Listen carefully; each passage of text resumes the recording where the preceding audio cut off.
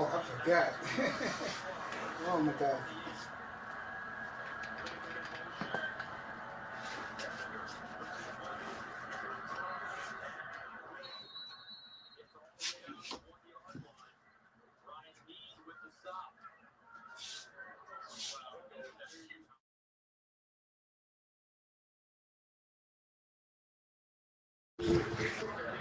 Roscoe, how you go last night, bro? Congrats again on your channel. How you go last night, bro?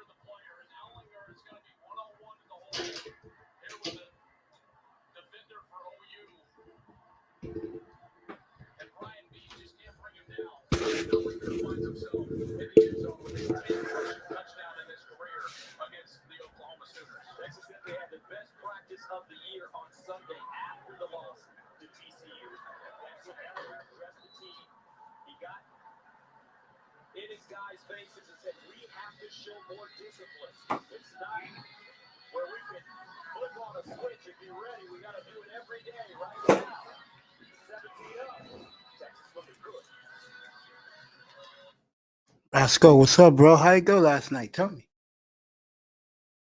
Did it go good, bro? Let me know.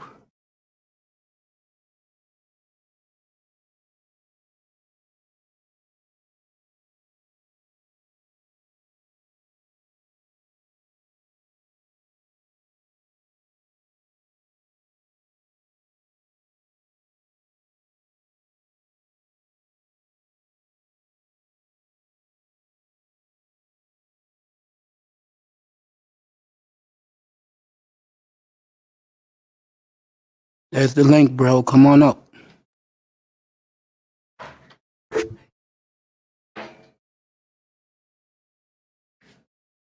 What's up, bro? How did it go last night, champ? Let me know how it went last night. Come on up. Just me and you, bro. You shoot this shit for a little bit. Come on up, bro. Yo, get up here. I've just put the link in. Come up here. Let's talk about this. Word. Come up here, bro. There you go. Got you.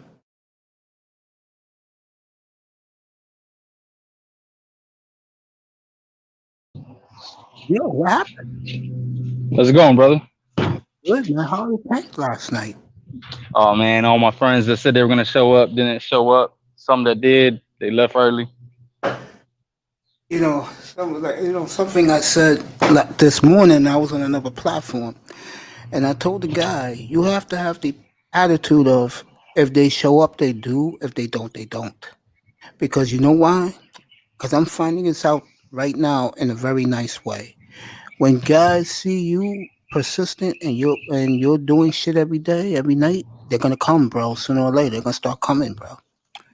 And um, I was telling the guy that don't ever beg people who you think is cool with you to come hang with you because most of the time they won't.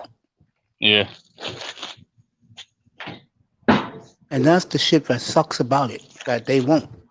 Because you think they're your boys and shit, and then you realize that they're your boy, so-called friends until a certain point.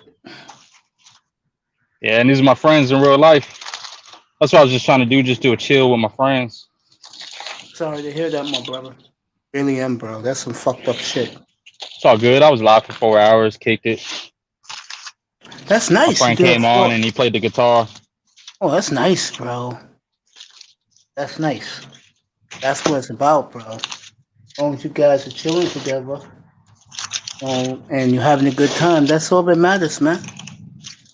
Yeah, Like I tell guys about me, I said, whoever's here will rock it. I just not. And you'll be all right.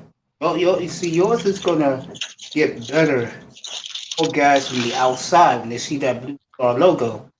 They see that, they're gonna come. They're gonna come, bro. That Blue Star logo is an attraction, very yeah, big attraction. I'm watching this Oh, Texas game right. oh yeah, I was watching earlier. I'm over here barbecuing right now. Guys, Commander Lou, you guys in Texas, because the weather's so nice most of the year. That's all you guys do is barbecue. Have a good time doing it too. Well, I'm in Florida right now. Oh, that's right. Yo, how's Grandpa Yeah, today? How's the everybody's grandparents? okay. Everybody's good. That's good. Got some family over, come to visit. Don Jones, what's up, buddy? Getting ready for Clemson tonight?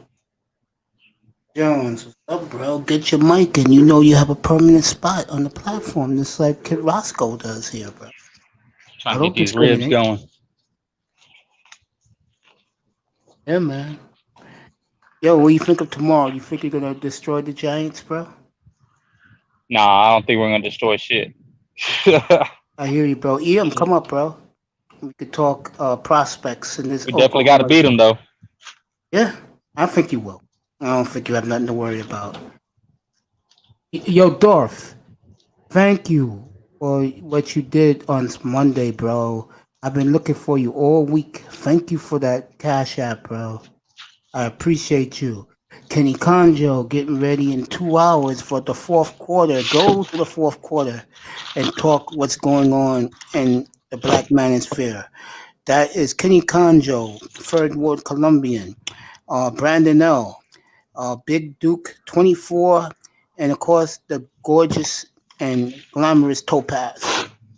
They'll be starting in about 90 minutes. Yeah, Ian, pop up, bro. Because guys are going to call. I'll tell you that right now. Dolphin guys know what's going on today. So it's early. I'm just chilling. I got another show tonight after the Hurricane game tonight against Oh yeah. Clemson. I'll be on late tonight. Yeah, fellas. Just pop on in, bro. Yeah, you know, Kenny Conjo, fourth quarter. Salute. Third Ward's here too. You want to come up, fellas? I just dropped the link. Come on up, man.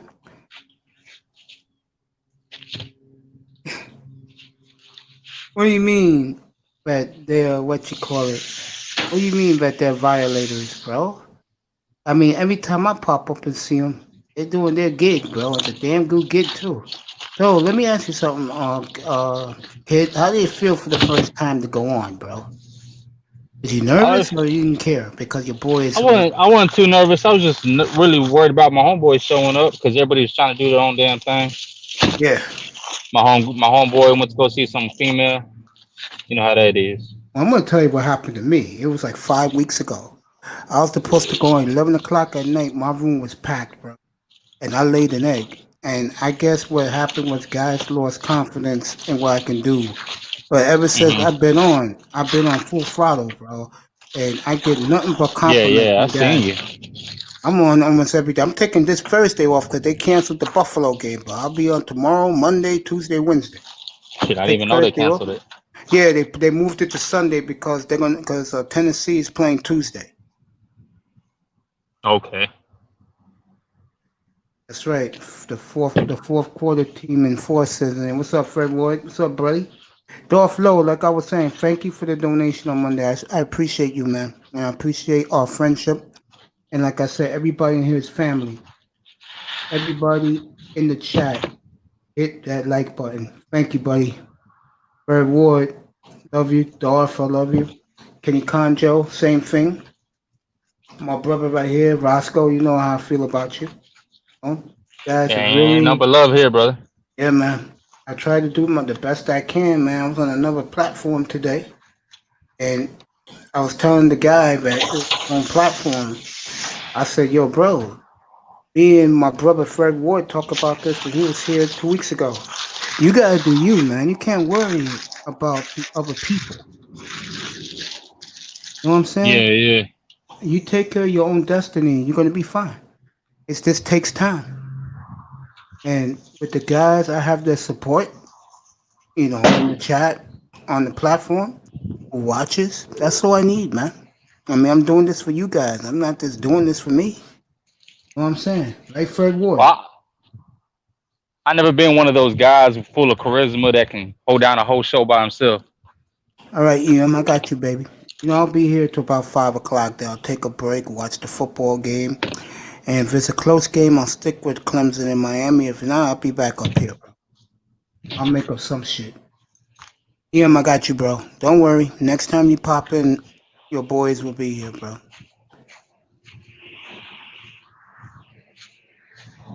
That Fred Ward show, the fourth quarter, Kenny Conjo, Fred Ward, the beautiful Topaz, Brandon L, and Big Duke. That show is lit. That show is lit, bro. Good show. If you want to listen to what going on in the urban world and community, that's where you go. Every Saturday, 3 o'clock Eastern, 2 o'clock Central, 1 o'clock Mountain, high noon in the Pacific Northwest, everybody. Fourth quarter. Go there every Saturday afternoon. Good stuff. Roscoe, what do you think of tomorrow, bro? I say Dallas wins by 30.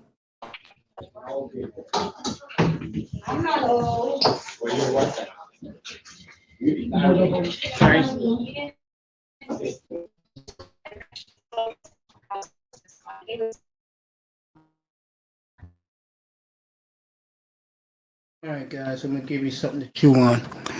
The Tennessee Titans having 22 players with COVID and staff members is an embarrassment to the NFL. I don't understand why the NFL just said, you know what, we got a big game Thursday night. Let's just give them the forfeit, get Buffalo the win, and let's get ready for Thursday. Instead, what was a marquee game of the Battle of the Undefeateds, unfortunately, we will not see next Sunday unless you live in a specific area. We were robbed again as football fans, and Roger Goodell takes the L for this. All you had to do, Roger Goodell, all you had to do. Oh, Dallas is playing the Giants, Dolphins tomorrow. And by the way, I would have sang you a fight song, bro. Oh, that was a big win in San Francisco last Sunday, bro. That was a huge win for the Eagles in San Francisco. Excellent win. Sean Jones, what's up, my brother? I love you, bro. Yeah, it was. Ain't nobody saw that coming. This one.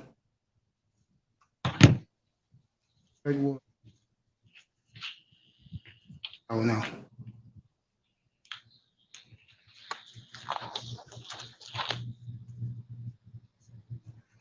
That's right. Let me read what Kenny Conjo says. This is what the fourth quarter is all about. Yeah, it sure is. And today, it won't be any different. We come to give our supporters great information and entertainment as well. Yes, they do. I go in there, peek in a little bit, see what they're doing, give them a salute, quietly, not to step back out, man. But they do a hell of a job. Let me tell you something. And this is to our boys on the fourth quarter. We've been in the chat room together. You're my brothers, bro. And if you guys are doing a nice show, a nice project, I plug it in here all the time, bro. Don't think I don't shout you guys out. I shout you guys out every goddamn show, bro. Because I know you guys are good with what you do. I'll sing it for you. You ready? All right. Fly, eagles, fly, where we soar for victory. Fly, eagles, fly, where we won't fiddle since we. And fly, we soar. Fly, eagles, fly. Fly, eagles, fly, to the front of victory. Eagles, Eagles. There you go, Dolphins. There you go. There goes your fight song, bro. You deserve it winning in San Francisco. All I know about the Dallas Cowboys is they definitely earned that one. One thing about the Dallas Cowboys, what I love about them, they use the theme from Dallas. I love that about the Cowboys, man. I picked them. I picked them for the Super Bowl, right, Roscoe? No, I didn't. Yeah, man. I was calling out Cowboy fans because I told them I was about to do this show. Thank you, buddy. Thank you. By the way, Kenny, that's not a problem, bro. I'll give you guys a shout out every night, bro. Not a problem. Just keep up the great work, and one of these days we'll work it out where I can interview all 5 of you so I can get to say hello to the beautiful Topaz up close. I mean, Garflo, thank you for the applause. You deserve it, bro. You deserve it. And if you win in Pittsburgh tomorrow, I'll do it again Monday. I'll do it again tomorrow when you pop up here to celebrate your victory. So you got Dallas at 4:30 tomorrow. I see them winning big. Uh, the Eagles and the Steelers is tough because the Steelers are mad because they had to take an early bye and Tennessee is doing bullshit. Kenny, I appreciate that. I appreciate that. I would love to do it up here, bro. Bring all five of you up. We'll just have a chat room. Nobody else comes up, and I just talk to all five of you, bro. You'll like it, man. That's Fred Ward. I already did him already. You'll like it, bro. Because I don't pussyfoot, bro. I don't ask you dumb questions either. I just ask you nice questions that fit you, all you guys' character. I think you all will like it. Let me tell you who I've interviewed so far. Uh, War Master, Tackman, uh, Platinum, Elite. Who else did I get? Marco Grande was last Friday night, which was awesome. My nephew's gonna try and edit each guy and put it up. Fred Ward, that was nice for 2.5 hours, just kicking it with him. And guys like coming in here, I don't mind. I mean, like I said, you in that chat room with me, the family, bro. I appreciate you. Roscoe, get your ass back up here. Yeah, I appreciate you, man. I do. I appreciate everybody. Appreciate you, brother. You've been good to me, bro. Definitely appreciate you. Roscoe's ass back up here.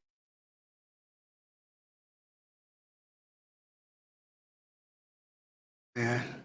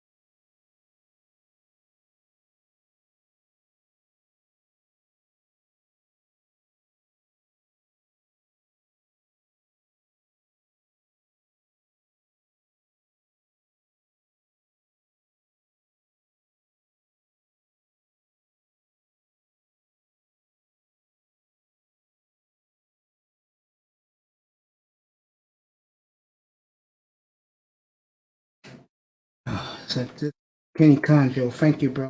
All right, let's get back to Tennessee since my man left. Oh, here he is. Roscoe's back. Let me say this real quick about the Tennessee Titans, and me and Roscoe's going to rock up here.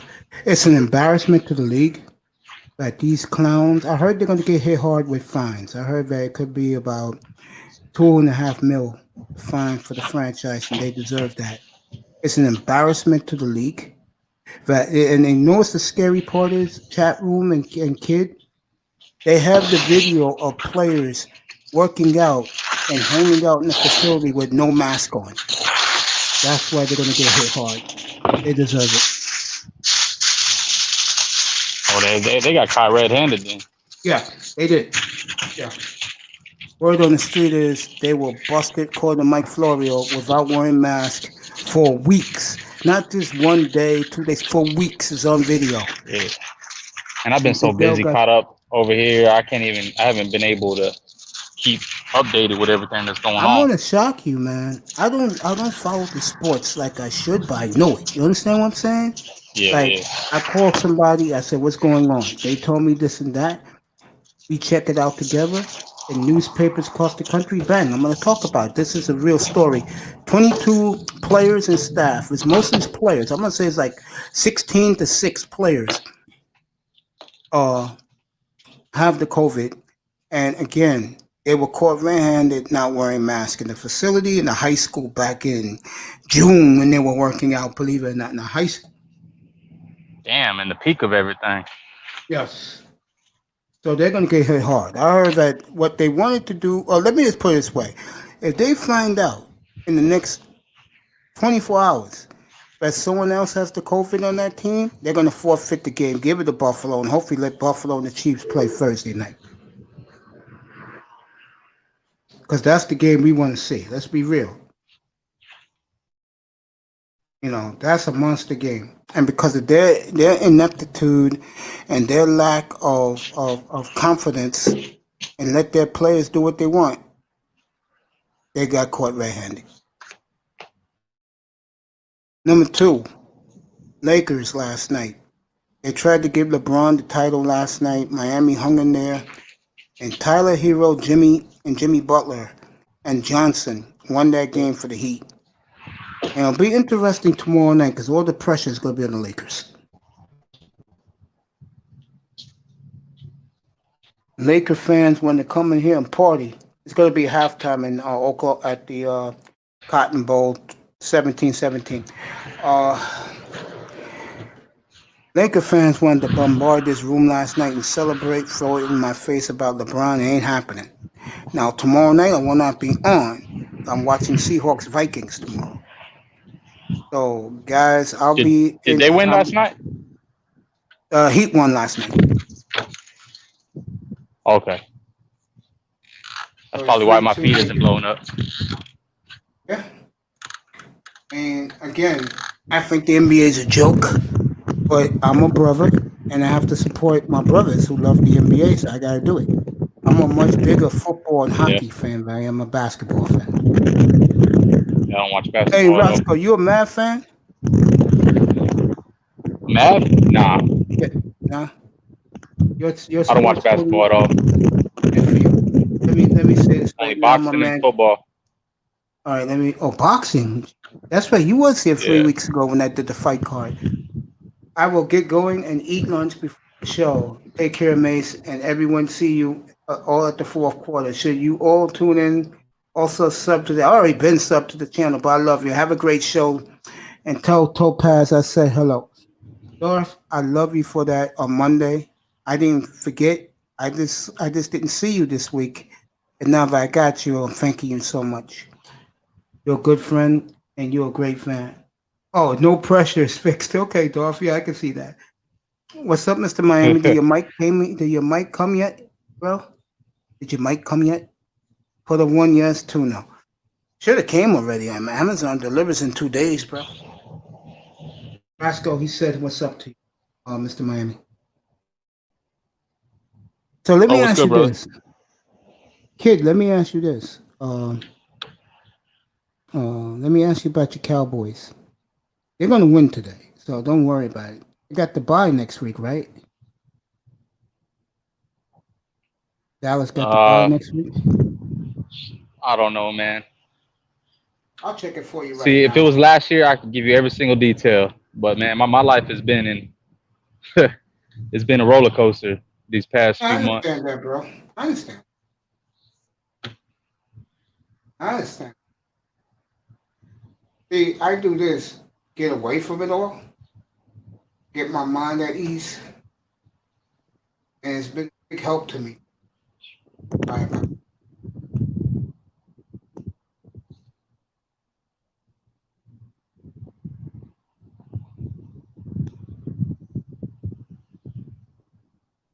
it's the old get in, get out.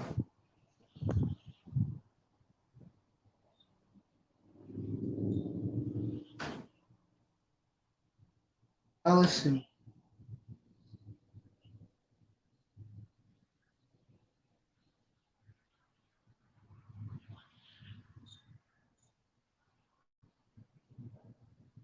Oh, you got a good one. I'm gonna do pre and post of this one next Monday night. You got Kyler Murray coming into Dallas. Nice. That should be a good one. Yes. The signal's real choppy. My signal? You can hear me? I can never tell, man. My phone says it's got full bars, but it still acts sketchy. I understand. We got a good one. The late game next Sunday is Packers at Buccaneers.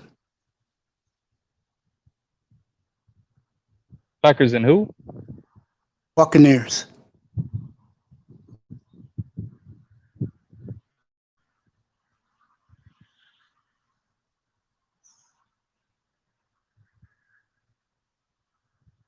Checking next week's schedule. Dallas is next Monday night against Arizona. Game is in Dallas.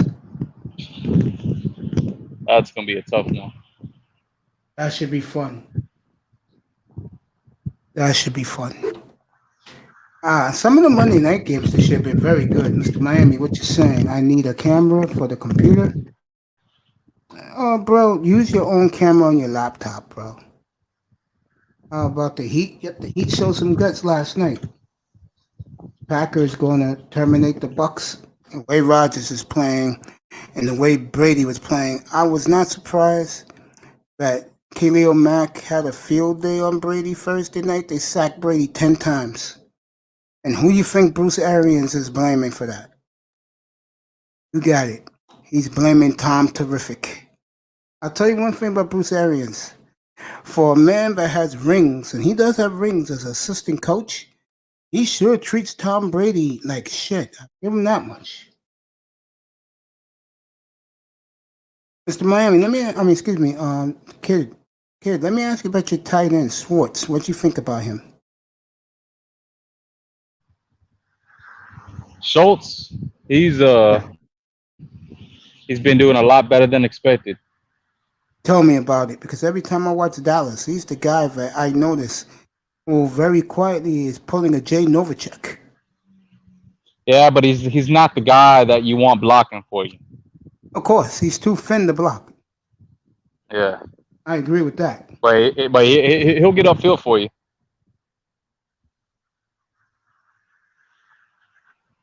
Yeah, you gotta get an upgrade. Know what you do, Mr. Miami? Go to eBay, get yourself a gaming laptop that's used for like 300. There you go. Works perfectly. Streams perfectly, bro. I have mine custom made. I got an HP streaming and gaming laptop. I was gonna pay 1,700. They gave it to me for 1,450. This shit is working like a charm so far. Yeah. I love CD Lamb. I mean, he looks unstoppable, doesn't he?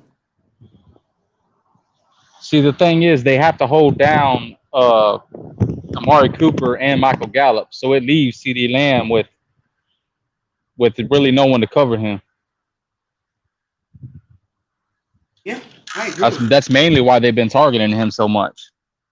And Dallas offensively has looked better than I expected. The only problem is they don't got Zeke going yet. They need Zeke. Well, it's that offensive line, man. They have nobody They're there. old, man. That's the problem. They're old. The whole offensive line is injured. Yep. And they're old. And if anybody else gets injured, we don't have anybody to replace them. We don't ran through everybody. You told me you never been to Arlington, right? For a game, or you have?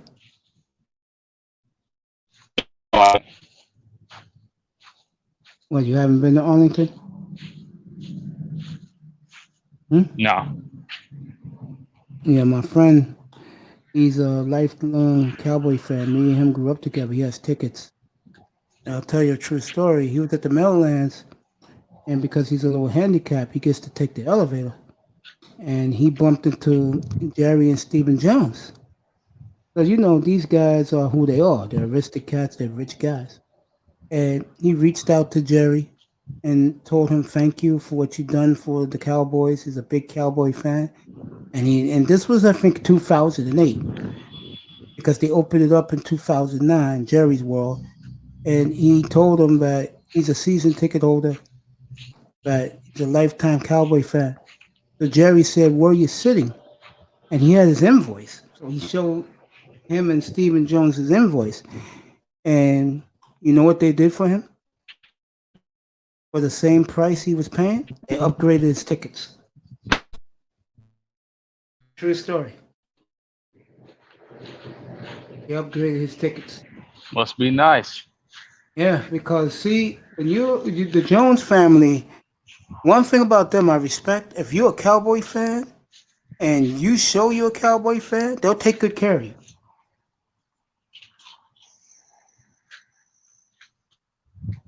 Not only is the same way in Miami. Stephen Ross, he's an idiot.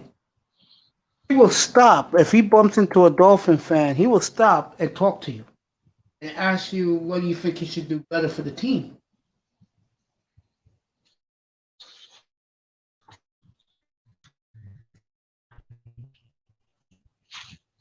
It pays sometimes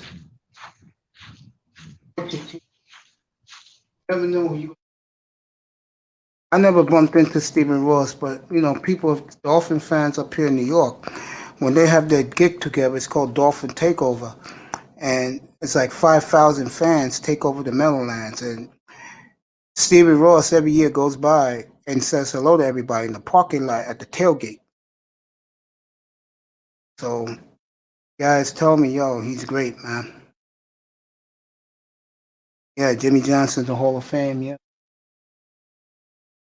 Yeah, man. I don't even watch college football like I used to, fellas, but I gotta check out Miami at Clemson tonight.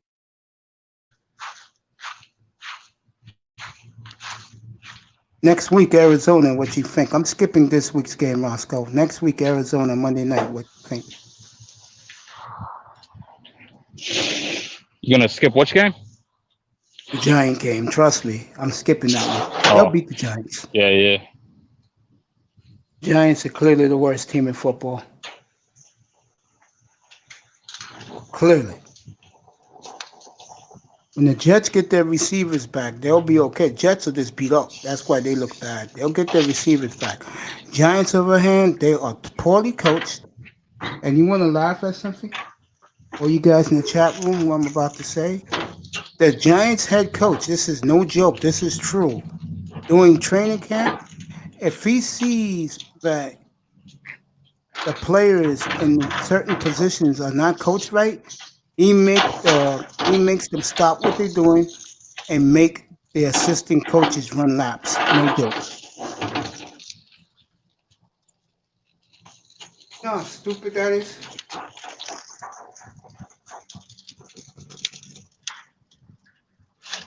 That he makes the assistant coaches run laps. That's so stupid. And I'll tell him this, bro. I'm gonna run my lap. Yeah, I'm gonna run my lap. I'm outside this complex, and I am never coming back, bro.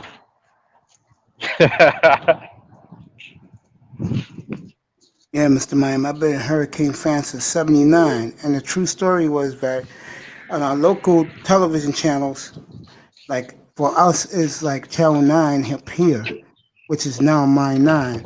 They used to show college football, and every week they show the Hurricane games.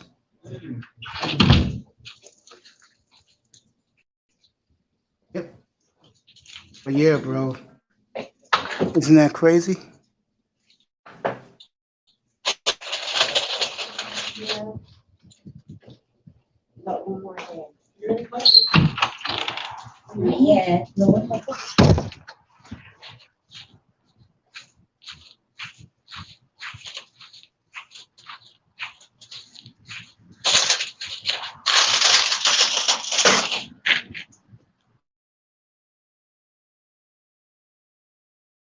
Yeah, Mr. Miami. Dang is right, bro. We'll have some fun. Let me check who else is on right now.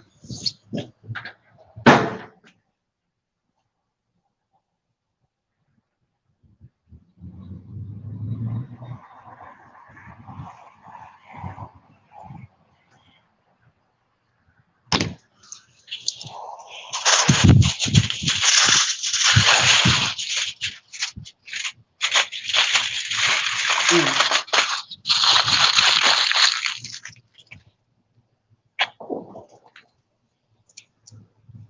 Oh, yeah, man. I heard that building is gorgeous, but that Cowboy building. Oh yeah.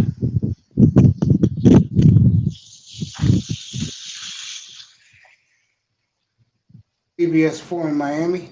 And they do the Dolphins game.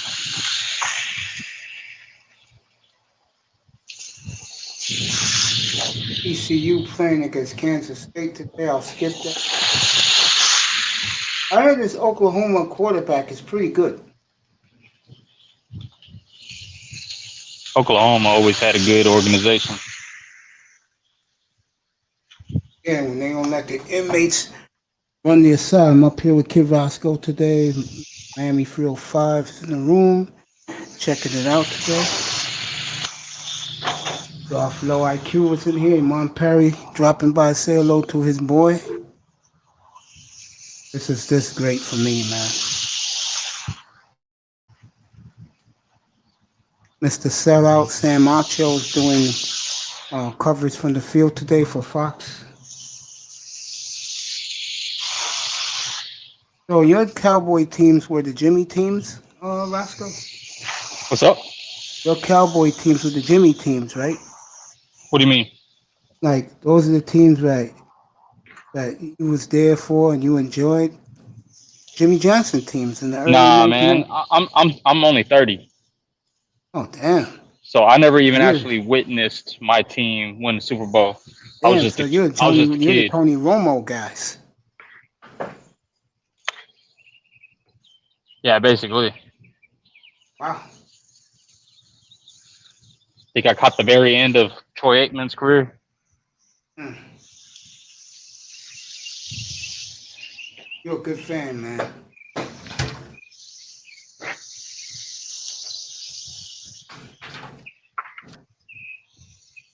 You're a good fan, bro.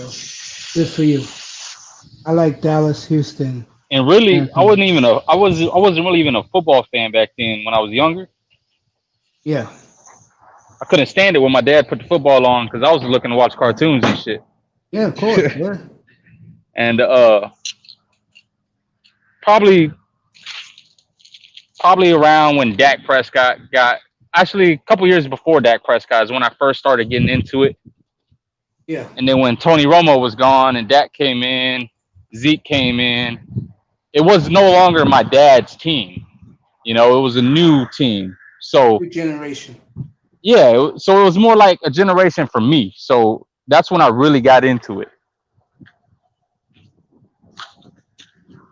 You love the talent you have right now on offense? Oh yeah, definitely. Just not the offensive line. Yeah, Jared and Steven gotta fix that. I mean, I didn't even want CD Lamb. I wanted Javon Kinlaw. I mean, we didn't need CD Lamb, but I mean, how you gonna pass up on him, you know? Well, what the Cowboys did with that draft is they took best player available. So Yeah, far, exactly. so good. Apartment 100 this week, Mr. Miami. You gonna move down to Texas, bro? Get your ass up here, nigga. I test said, me too. I wanted to watch cartoons. Get your ass up here, boy. Platform's yours. Get up here, bro. I don't know. Get up here now, bro. Got you. I expect I test to be up here in a minute.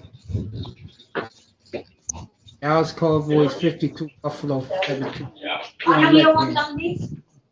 But Mr.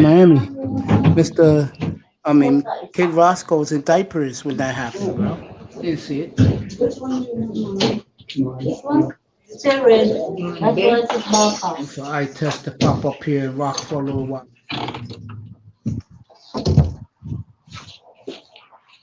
Eye test should be popping up any second. Miami laughing. Keep checking, see if eye test gonna pop up to say what's up. Yeah, man. I mean, when I look at the Cowboys, I look at them now. They're lucky they're in a sucky division.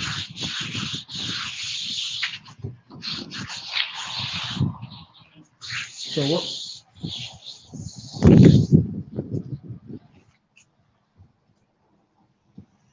So you like the fights, huh? What did you think of the brothers fighting a couple of weeks ago when I had it up? Oh yeah, I saw that.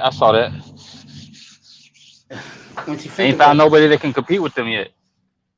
Wow.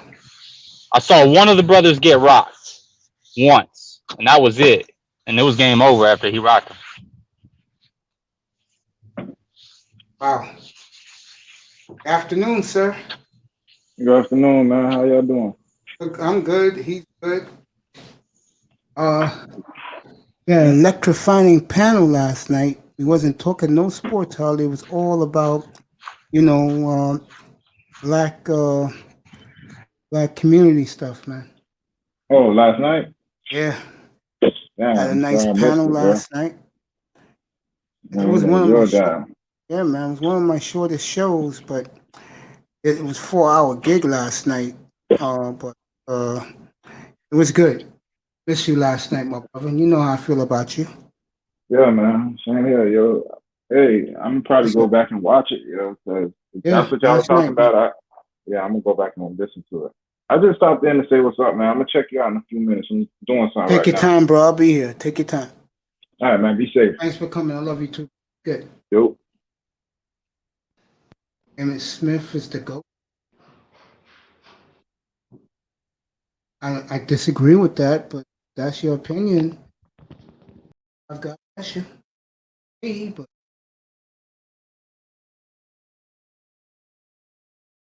tell you one thing about the Cowboys, about their history, that I appreciate.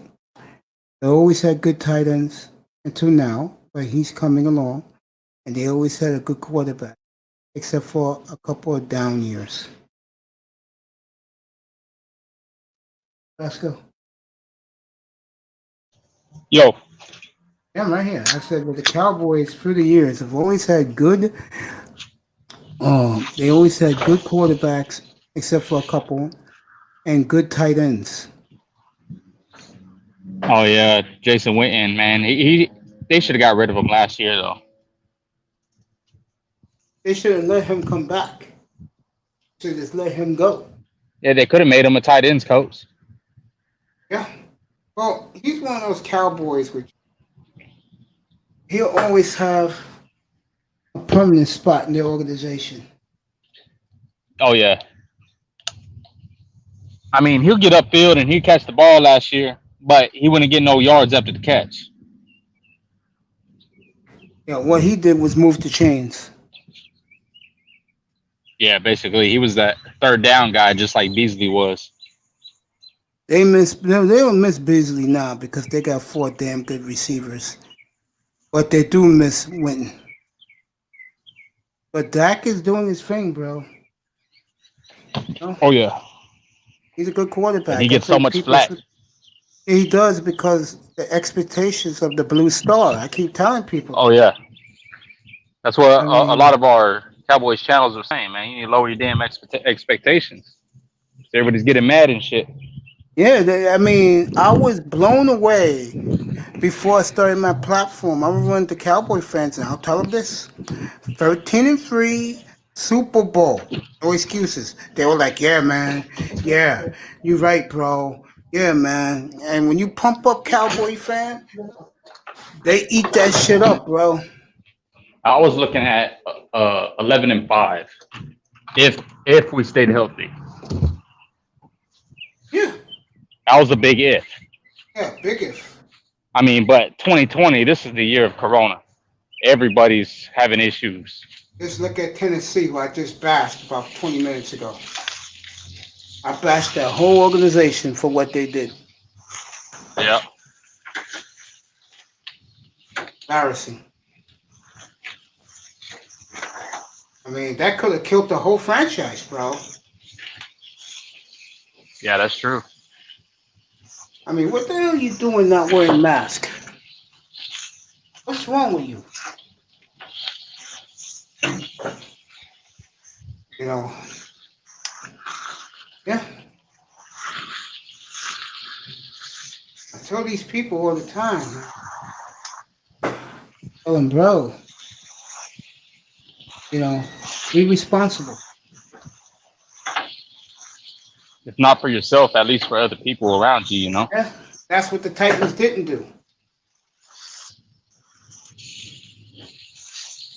This man is saying, what old school throwback Jim Jeffcoat jersey. Funny, man. You're a funny dude. I don't know when Troy Aikman was thinking of going with Miami. Remember that in 2000, 2001. I think Troy found something else better to do with his life. Making good money doing it. I love his commentary.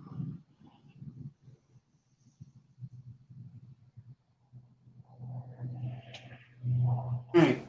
Texas is driving. Having some fun in here with Kid Roscoe. What happened? Having fun up here with you in the panel.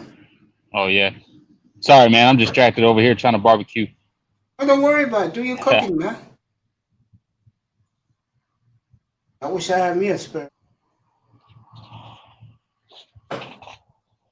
Cooking ribs and what else? Hawaiian barbecue chicken. Nice. Nice. And my family came over and they brought over some traditional Philippine dishes, Nice. like some pancit and some lumpia. Nice, bro. Very, very, very nice. As Oklahoma sacked Texas, so it's 4th down. Yeah, man. Wear a mask when you go to Walmart. Liquor. Well, Mr. Miami, I got something for you. I don't drink. I don't do drugs. I don't smoke. That's why I say what I say in my endings. All of that is real. Oh, I wish Ian would have stepped in here and told me about some of these players. Since I'm gonna have 2 high picks, right, Mr. Miami? Or one in the chat room. We're picking high twice this year. What's the score right now? 17-17. Early Oh, damn. third. Yeah. Now Texas got a point.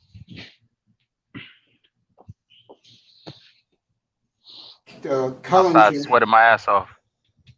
I can imagine. What's the temperature down there right now? I don't know. Let me check, man. It's hot as hell. I know that.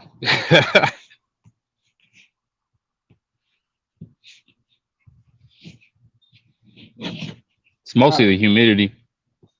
Yeah. A lot of burnt orange Texas fans wearing their paraphernalia in the stand. It's 88 with 65% humidity. Oh, it's hot. God damn, it's hot.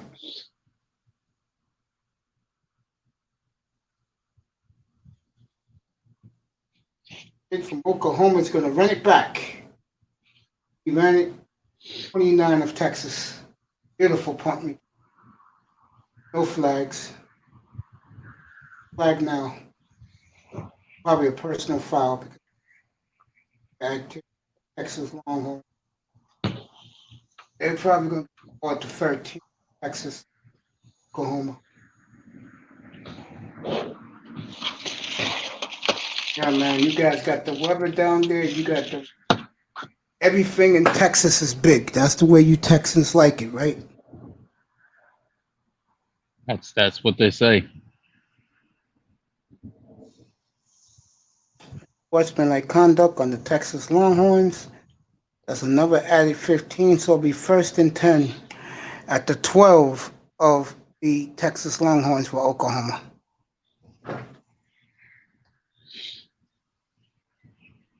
Man, you know it's humid in Texas, and it gets up to up in the low 100s.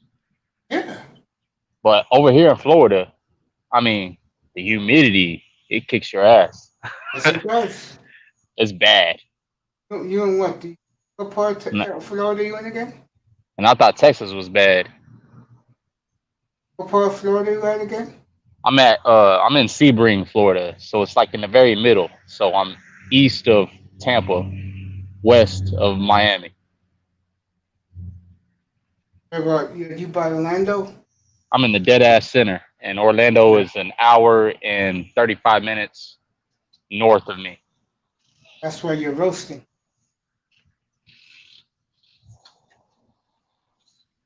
Miami could have tough.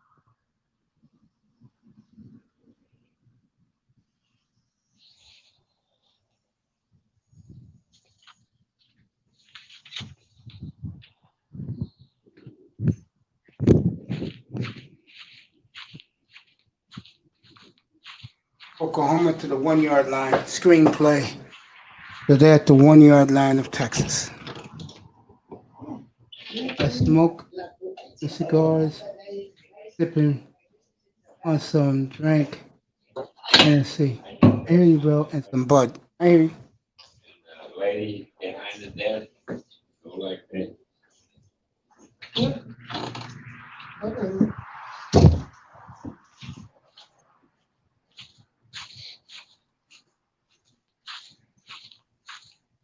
Sooners about to punch it in. Sooners, touchdown, Oklahoma. Damn. That was quick. 2 quick plays and touchdown. And the Sooners go ahead.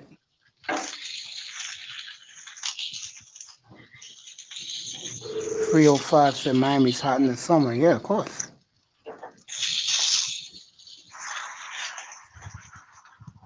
So the Sooners go up ahead of the Longhorns.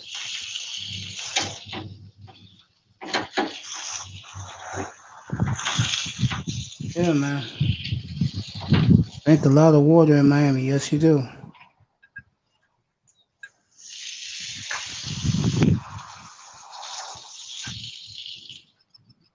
Buy me some food delivered later tonight.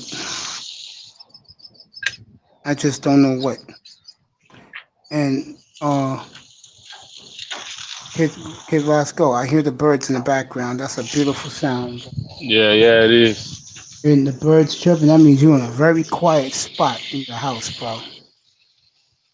And when I went to Colorado, Yeah. it's a whole different experience hearing the different animals out there. Yeah, you hear the cattle out in Colorado. You'll hear the mew in Colorado. Yes, The only thing that's weird about where I was at in Colorado is like in the Great Plains, just east of the mountains.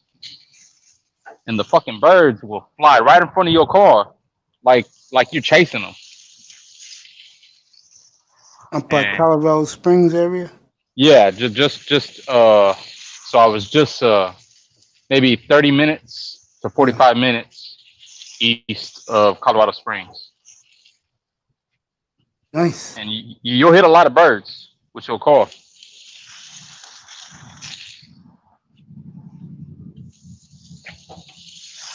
Oh man, so you'll fall out in the Miami area with the heat. I do believe that. I don't know how people live down there and love it so much, but they do, bro. But the one thing about Miami I do appreciate, it is very tropical.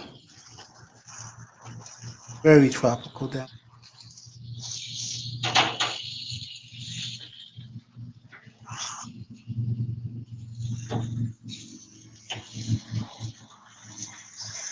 Let me ask you a question, Mr. Miami. Put a 1 in the chat. Yes, 2 no.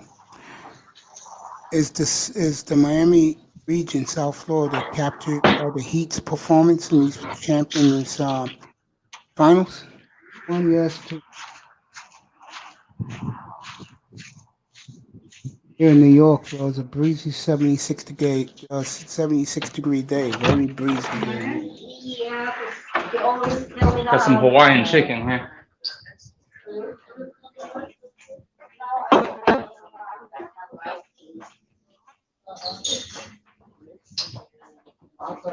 Colorado Springs is cold in the summertime. And it only has like a couple months of warm weather. That's it. Nice. Yeah, I just keep my mouth shut.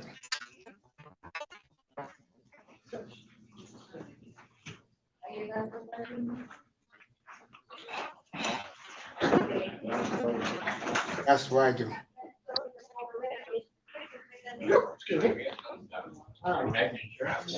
I lay low. And y'all want some Hawaiian chicken? Okay. Not me. No. I'm full. We're full, B. What is that? Just go ahead and eat. What are you gonna eat? No. No, you're not gonna eat. No, I can't eat yet because I'm still cooking. What? Yeah, I gotta take a shower first before I eat. That's Hawaiian chicken. Holy shit. Oh, yeah, it's good. Delicious. Not good. Take the whole thing. What are you doing? Oh, I thought it was only categories.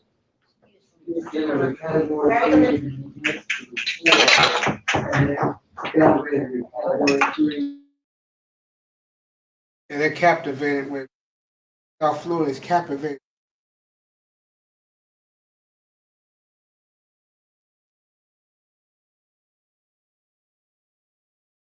I'll tell you, this Texas quarterback is getting swiped up. Get up here, bro. Get up here, Legacy. Big time. Get up here, bro. Come say hello to your boy Mace. As my man is serving his family some Hawaiian chicken. Here, Roscoe. Yo, that chicken was on point. I'm glad it is, man. I wish I was down there, South Florida, to eat some of that. All right, it's going to be 3rd and 5 as the Longhorn quarterback got 15 yards back of his sack that he just took. It'll be 3rd and 5. Yo, big time, what's up, bro? Miami. I used to live in Colorado Springs. Why don't you come up big time and talk about it? I used to live in a little tiny town just east of it called Calhan. Nice. You live there, I'm sure you know it. Yeah, big time. You know Calhan? Amy? And my sister actually lives in the Springs, and she works at the dispensary out there. Texas is a half yard short. They're going to punt. So Oklahoma's getting the ball back. They're going to punt for a half yard? Yep, Wow. going to punt. They saw it happen before. This Texas quarterback is pretty good, but whoever the coach is not letting him show off his arm talent.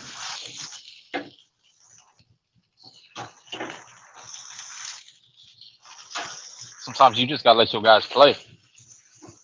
Yeah, I agree with that. Okay, someone from Texas has a cramp, so they called a timeout. Big time gets up here. What's up, champion? Get up here, bro. I sent the link. The link is there. Come on up. We'll go over some NFL tomorrow. I told everybody, take Dallas. And the points, they will roll over the football Giants tomorrow. Giants have no answers for Dallas's offense. Man, we can't lose to our old coach. Yeah, We that's gonna can't be allow that. That's gonna be a big story tomorrow. Jason Garrett coming back to Dallas. That'll be a big story. Or you I Miami mean, fans? Jason Garrett was always considered a good offensive coordinator, but head coach, I mean, I can't say nothing on that. Guy punted like 70 yards. Good for the Longhorns. Back to Oklahoma, back to their own 9-yard line.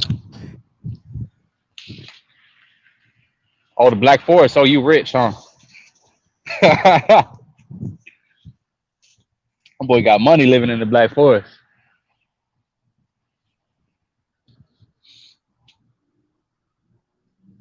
Guys, just come up here.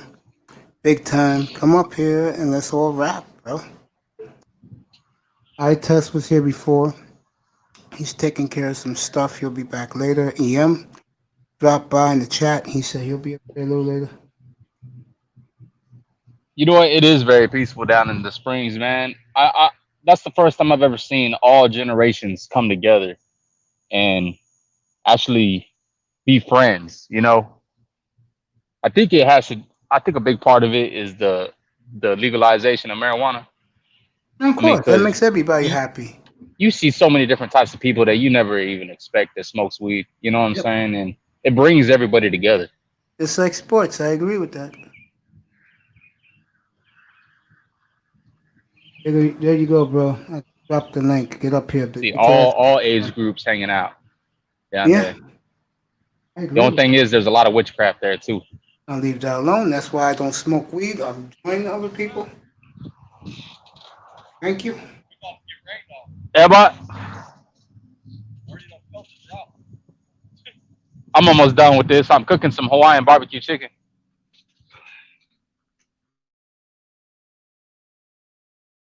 Hey, fan, get up here, bro.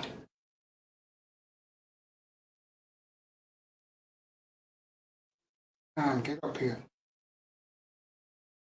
Feeling when you get doing it.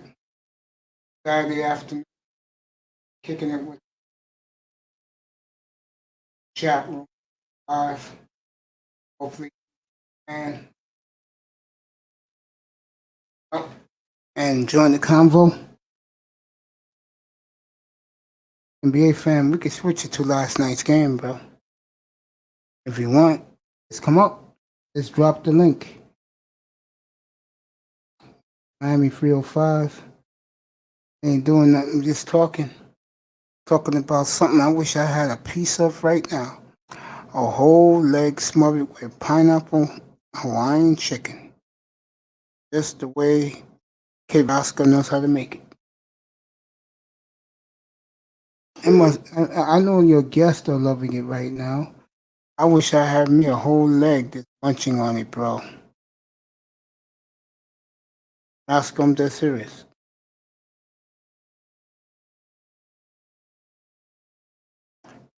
Kid Roscoe, he got his mic on. Must be doing something.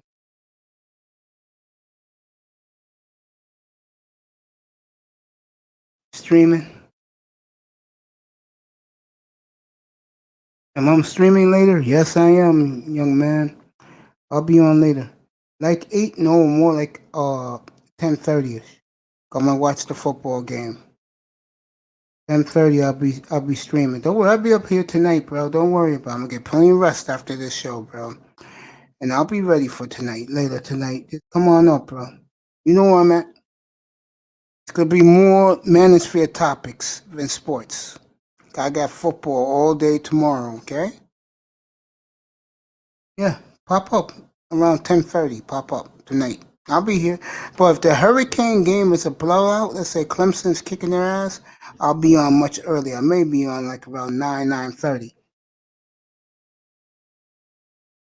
Roscoe's cooking barbecue for his family and guests. BA fan popped in, so back tonight. Yeah, catch me tonight. It's gonna be more about the manosphere shit, about the women. They'll pop up tonight. I'll be here, bro.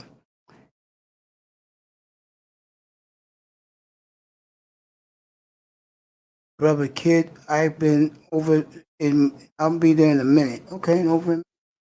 I would love to see you, Mr. Miami, up on that platform.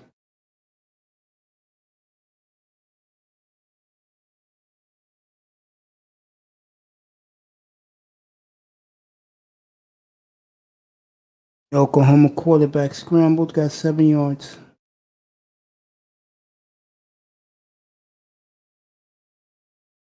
Oh, I know what he's saying. He's there in the hot minute. I'm there, bro. Get yourself something to eat.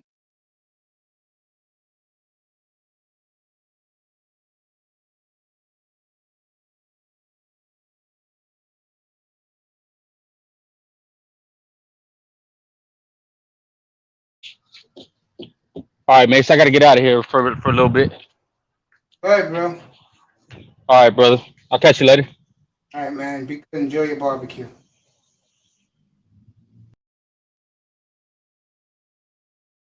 Yeah, boys. Me and Mr. Miami, NBA fan, checked out.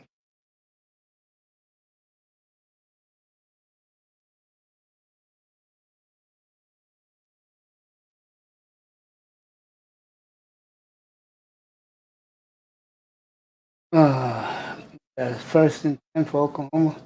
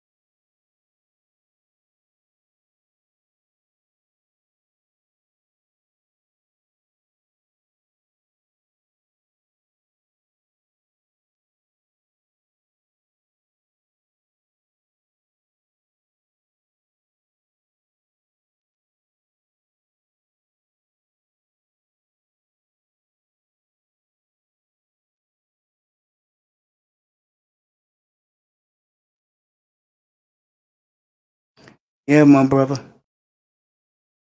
If I had a cookout, I'll invite all you guys to the cookout. That's how much you guys mean to me, man.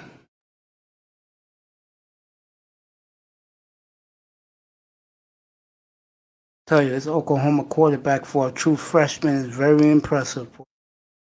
He is very impressive.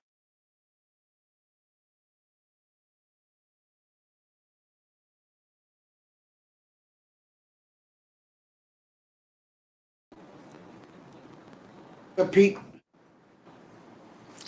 What's up, Mace? how you doing, bro? Not much, man. Hanging out. First time I get you one on one, but I'm about to light you up with it.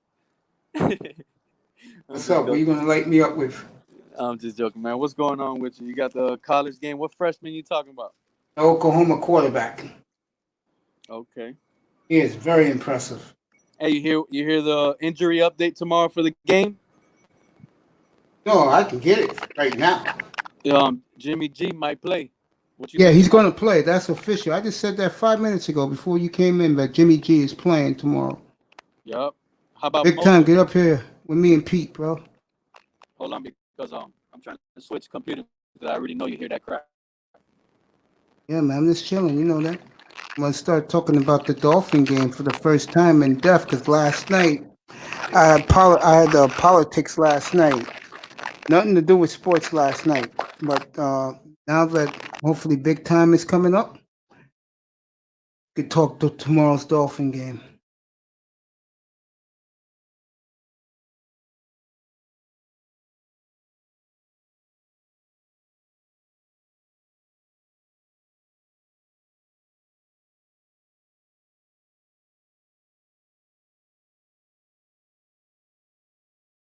Waiting for big time to pop up.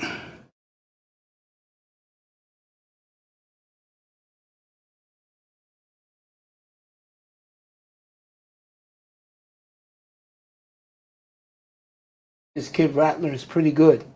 Nice throw. Nice throw. This kid, and he got a whole host of receivers too. Yeah, I'll be peeking at him about my Miami Dolphins. Too bad this kid Rattler is not coming out. Boy, he looks very impressive.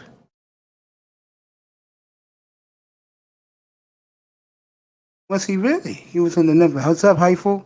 Hyfo, how did you do in the city last couple of days? Did you do what you had to do, Hyfo? You know what I'm talking about, boy. Did you do what you have to do? Where? He was in the Netflix program, the one with all the recruits. A friend of mine's son. Uh,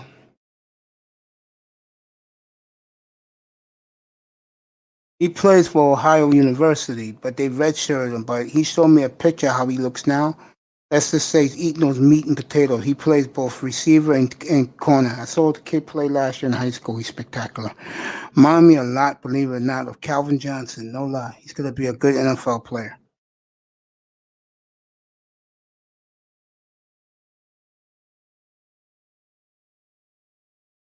William Peterson. Look out for him next couple of years.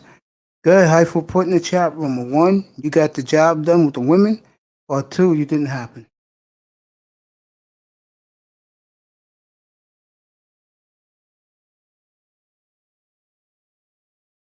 You're going to get it. Just go there, enjoy it. You'll have more than I ever had in my life, which is zero. I'm not lying about that. Big time. Called Beyond the Lights. Yeah, I heard about it. Nice block. Oklahoma is now at the Texas 30. That was a beautiful 10-yard run. All right, Pete, I got you, bro. Pete's laughing. Come on, big time, get up here too. Hyfo, you got your shit together. Come on up, bro. I'm gonna talk about the Dolphins right now. Big time, get up here, bro. Hyfo, looking. There you go. That's the StreamYard. Missouri Tiger versus LSU. Good game, yeah. It comes on when? 3:30? That the CBS game? Yeah, Rattler looks good, boy. Oh god. Rattler takes himself and runs for 17 yards, another first down at the 13 of Oklahoma. Pete's back. Oh, big time's up here. Good. Good parents. They up here, stud. What's up? What's up, stud? What's up, brother Mace? How are you, sir? I'm good. How are you? All right, I'm good. Have you taken EM on his request to go up on the Reasons panel? I went over there the other day, but I didn't get in. I didn't get in there. They had people up there. I didn't go. I was just Just listening to observed them. as you always do. Yeah, there's not too much. I mean, when you have enough people sitting there telling the same story, there's no reason to get up there. I don't feel, but You're right about that. That's why I was talking. I was on Platinum's panel early this morning. I did a good 3.5 hours. He kept me from going to the market today. oh And yeah, the one thing I told him was, bro, I don't care if you're not in my panel. F you. If you're on, I mean, if you're not in my chat, F you. Or if you are in my chat, your family. That's how I do business. I don't go out begging on other people's channel. Fuck them. I do me. I got you. I got a whole host of guys that pop up here during the week. yeah, Mace. You got a lot. You got a lot of people that support you. So yeah, Yeah, for so sure. I'm good. I'm solid. Now, hopefully I can get some guys like Dan Mitchell for an interview, JT Sports to interview. Tony, according to iSports, he wants me to interview him real bad. TD, that's who Tony is. Yeah, I told these guys, yo, I'm available, bro. Just come on, and when I tell you what time, be here, bro. I'll do it with you, because I'm the type of guy that I just go with the flow. yeah. I mean, I wish I had Dwayne up here right now and all those guys. We could rock Dolphins, but they're not here, so I'm not gonna cry about it. Let's keep it moving. And I test was earlier, so he'll be back. So Yeah, he EM was. was here earlier too. Oh, really? Yeah, so he'll be back. Hey, What's up? no, I was saying that you should go on TD's channel and you should come on yours and you should, interview each other or whatever. He had eye test. He had him talking about the The San 49ers the other Francisco day. game. Yeah, it was pretty good. Eye test was really good up there, man. Yeah, I threw a think lot of knowledge. Threw a lot of knowledge beginning. out there. Yeah, I think Tony's beginning to understand there's more than what's my man who's always there thinking he knows everything. It's more than this Esteban, okay? You know what I mean? Stud is more than this Esteban. I've seen him around. Yeah, I mean he has a lot of good knowledge in him. I think mostly TD. Most of the time he's rocking it on his own, unless he's doing, those AFC East panels and stuff like that, which is a good thing. But yeah, Did you yesterday he did political stuff, which was great. I did watched he? some of that. Yeah, I watched some of that before I went on last night. I watched some of that. It was good. I mean, but he got a lot of backlash from that too. When he did it back in June, he had his own platform, a second platform, him and his wife, and they took a lot of flack for that shit. TD's Real Talk. Yeah, took a Yeah, lot I of flack liked for it that. though.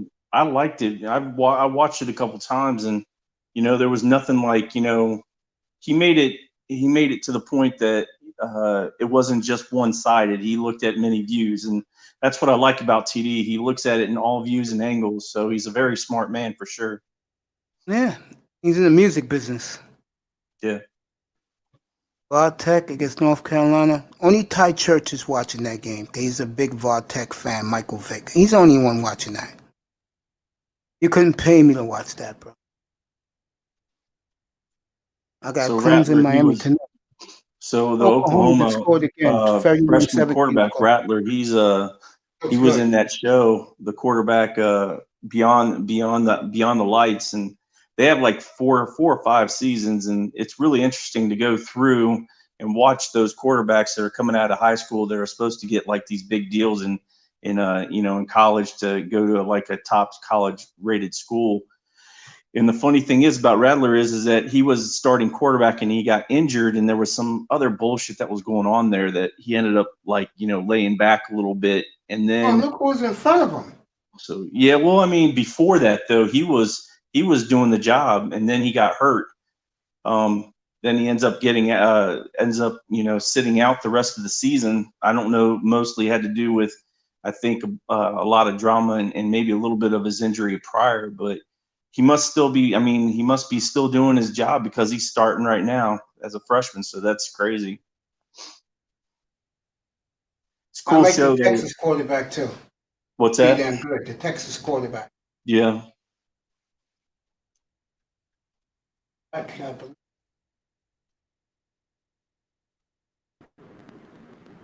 He's back. What Go up, ahead, big Big time? Time. What's up, Mace? I might not What's have up, that man? much time, fellas. But the thing is, I wanted to talk some Dolphin That's where talk. I'm going right And now, listen, bro. Believe it or not, I haven't talked Dolphins in a few days. So I gotta talk about our boys. Tomorrow's a tough one. Jimmy G's coming back. My question to the head coach is this: when the f is our defense going to arrive, bro? That's my question to the head coach. hold on, fella. What happened? What you think, Big Time? When our defense is finally going to show up? You know, I'd sit there and say that they haven't done too terribly bad, considering with how they keep us in the games for the most part until like late in the fourth quarter where we kind of drop the ball. But considering that they are gonna have to prove a little bit more in this San Francisco game. I think everybody's thinking that with all the injuries with San Francisco and just in general, I think they're way overlooking San Francisco right now, and there's some key things that we need to look at. So I think I'm picking Miami to win, but I don't know if they're going to be able to pull it off. But I am picking them to win. I'm going to go with Clemson, but Miami will cover the 13 points. John Jones is back, and he said he thinks Clemson is going to win, but he's taking Miami. Oh, Mr. Miami, do me a favor. Go bring that big mouth Patriot guy in here. Go get Mr. Master at Work. Tell him to get in here. Tell him that your boy Mace want to talk to him about his Pats. Do a little AFC ourselves. Getting back to my good man here. Yeah, I think you're right. I think some of these fans are really overlooking the Niners. I think that's a huge mistake. We're going to have to come out with a lot of intensity in this game. And Drew Lock will be back next week. Oh, is he? Yeah, he'll be back next week. Well, first of all, I think it was, pretty sure it was Larry who said it too. He said, he didn't want an easy win, and I don't want an easy win either. I think that in order for our team to grow, we need to have their team up to full capacity to see how really good we are. Next 5 games, you're going to see it. Frisco, who has been playing lights. I don't know what happened in that game last Sunday, because in the first half, they were lights out against the Eagles, man. Yeah. Kittle was kicking ass.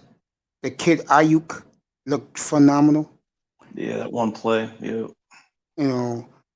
I think Miami, the next 5 games, is going to tell you the story. At Denver, home for the Chargers, and Rams at Arizona. And then they play the Jets back to back. None of them are walkthroughs, though. That's the thing. Maybe the Jets, but even the Jets, They should be healthy by then. They always play. They always, no matter how bad they are, they're always going to play hard. It's an AFC. It's a divisional game. So, but yeah, these next games are going to be. I'm going to tell you everything you need to know, because let's say they flop all 5 games. What do you call flop? What do you call flop, Mace? They lose the games and Fitzpatrick doesn't show you anything.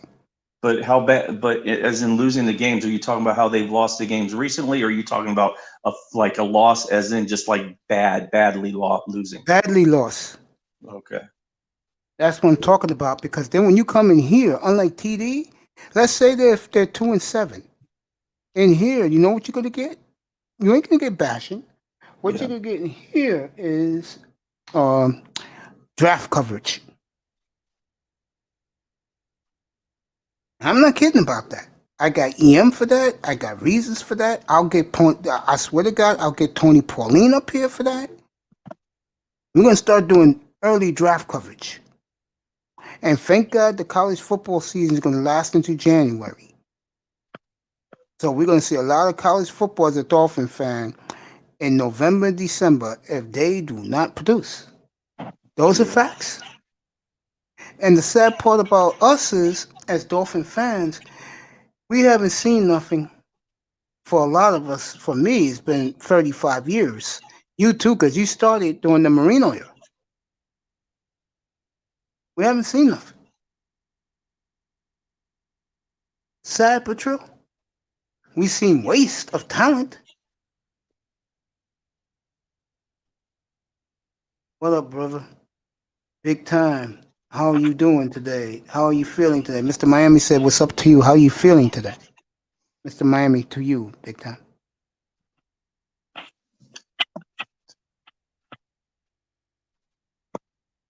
Big time, you there, bro? Yeah, sorry, Mace. I was looking at an article. 305. I'm good, man. You know, it's a Saturday. I'm not working. That tells you how good the day is, man. Oklahoma at the Texas 40. They're about to blow Texas out of this Cotton Bowl. Yo, marching down the field. They're about to blow Texas out of here. I'm gonna stick with the games, one by a time. Frisco's gonna be tough tomorrow because they laid an egg last week.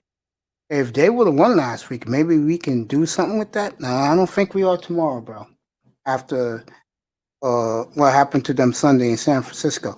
And I'm gonna go back to the Seahawk game again. He left points on the field, and that hurt me because what I said was being proven. They had no defense yet. I mean, Dolphin offensive players this week are kicking themselves, man. But because of their loyalty to Fitz, they're not going to complain. But they said the same thing. They left points on the field. Yeah. And they better be glad Bosa and Thomas are out for the year, bro. They better be glad about that, bro.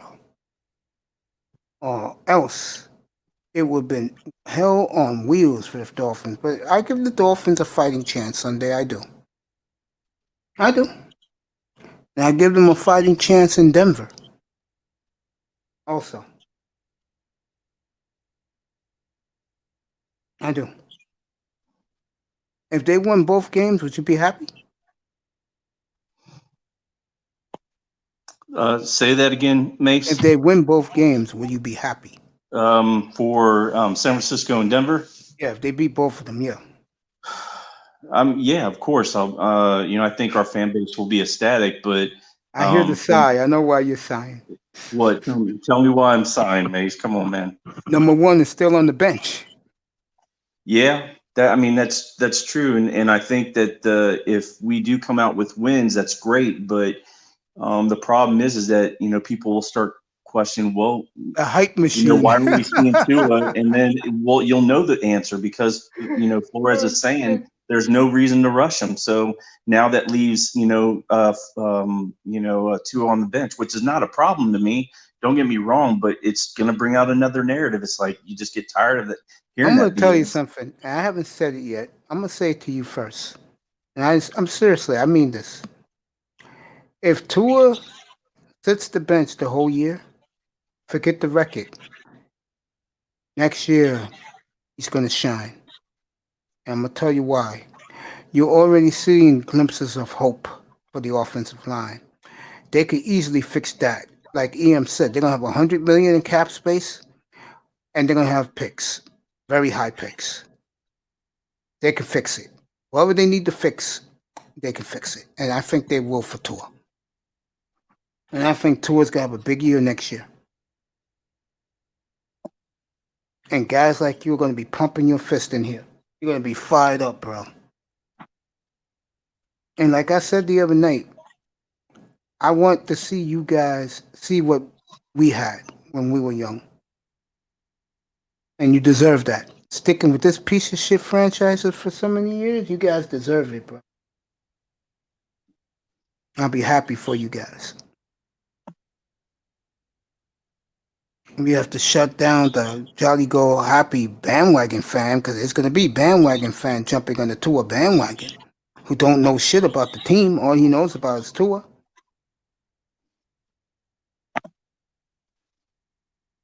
But I really believe Tua's going to have a big year next year in Miami because they'll have the protection for him and the running game and the alpha male receiver that will open it up for everybody else.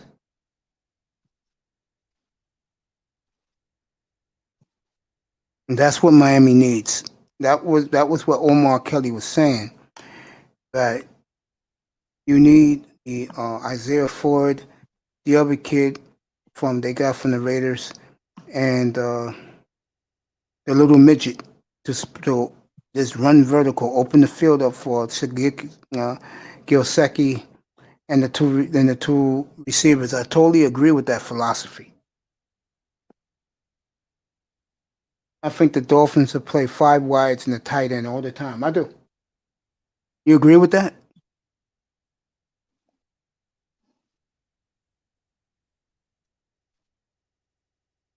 Big time. You agree with that?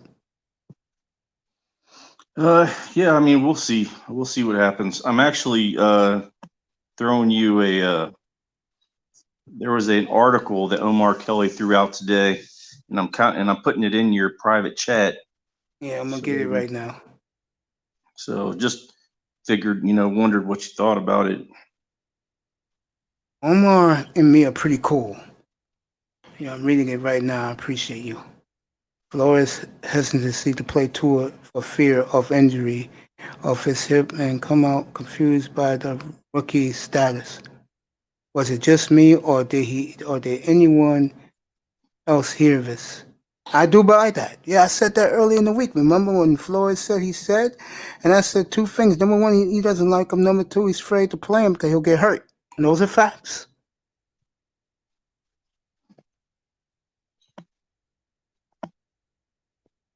Yeah, someone's in the comments section. Let me go back over there real quick. I'm reading the article. Yeah, Omar is good. I'm going to try and have my nephew get him up here. He talk this shit.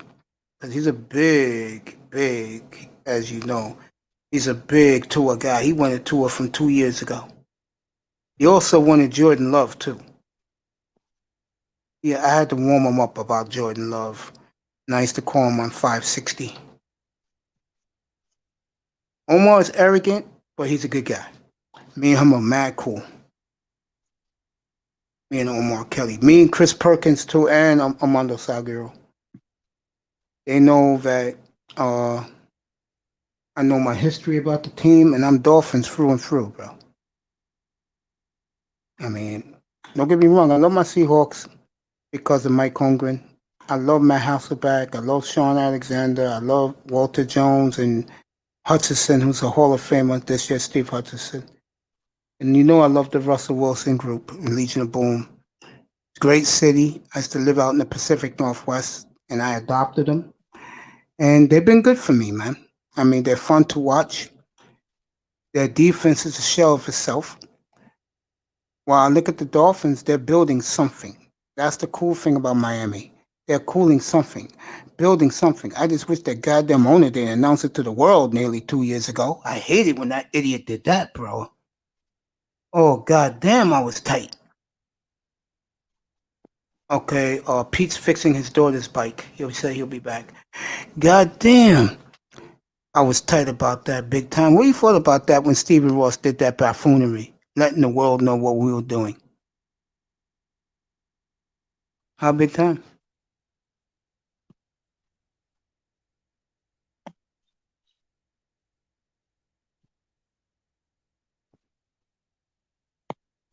Sorry about that, Mace. I'm just copying and pasting this article, man. That's okay.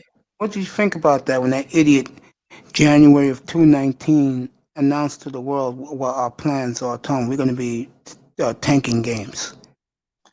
I mean, do you really believe that, though, in a sense of it, that, I guess? I mean, they really haven't let too much of, Tua's what's been going on with Tua. They've kept it pretty much, silent and, slim pickings to figuring out what they're going to do with him.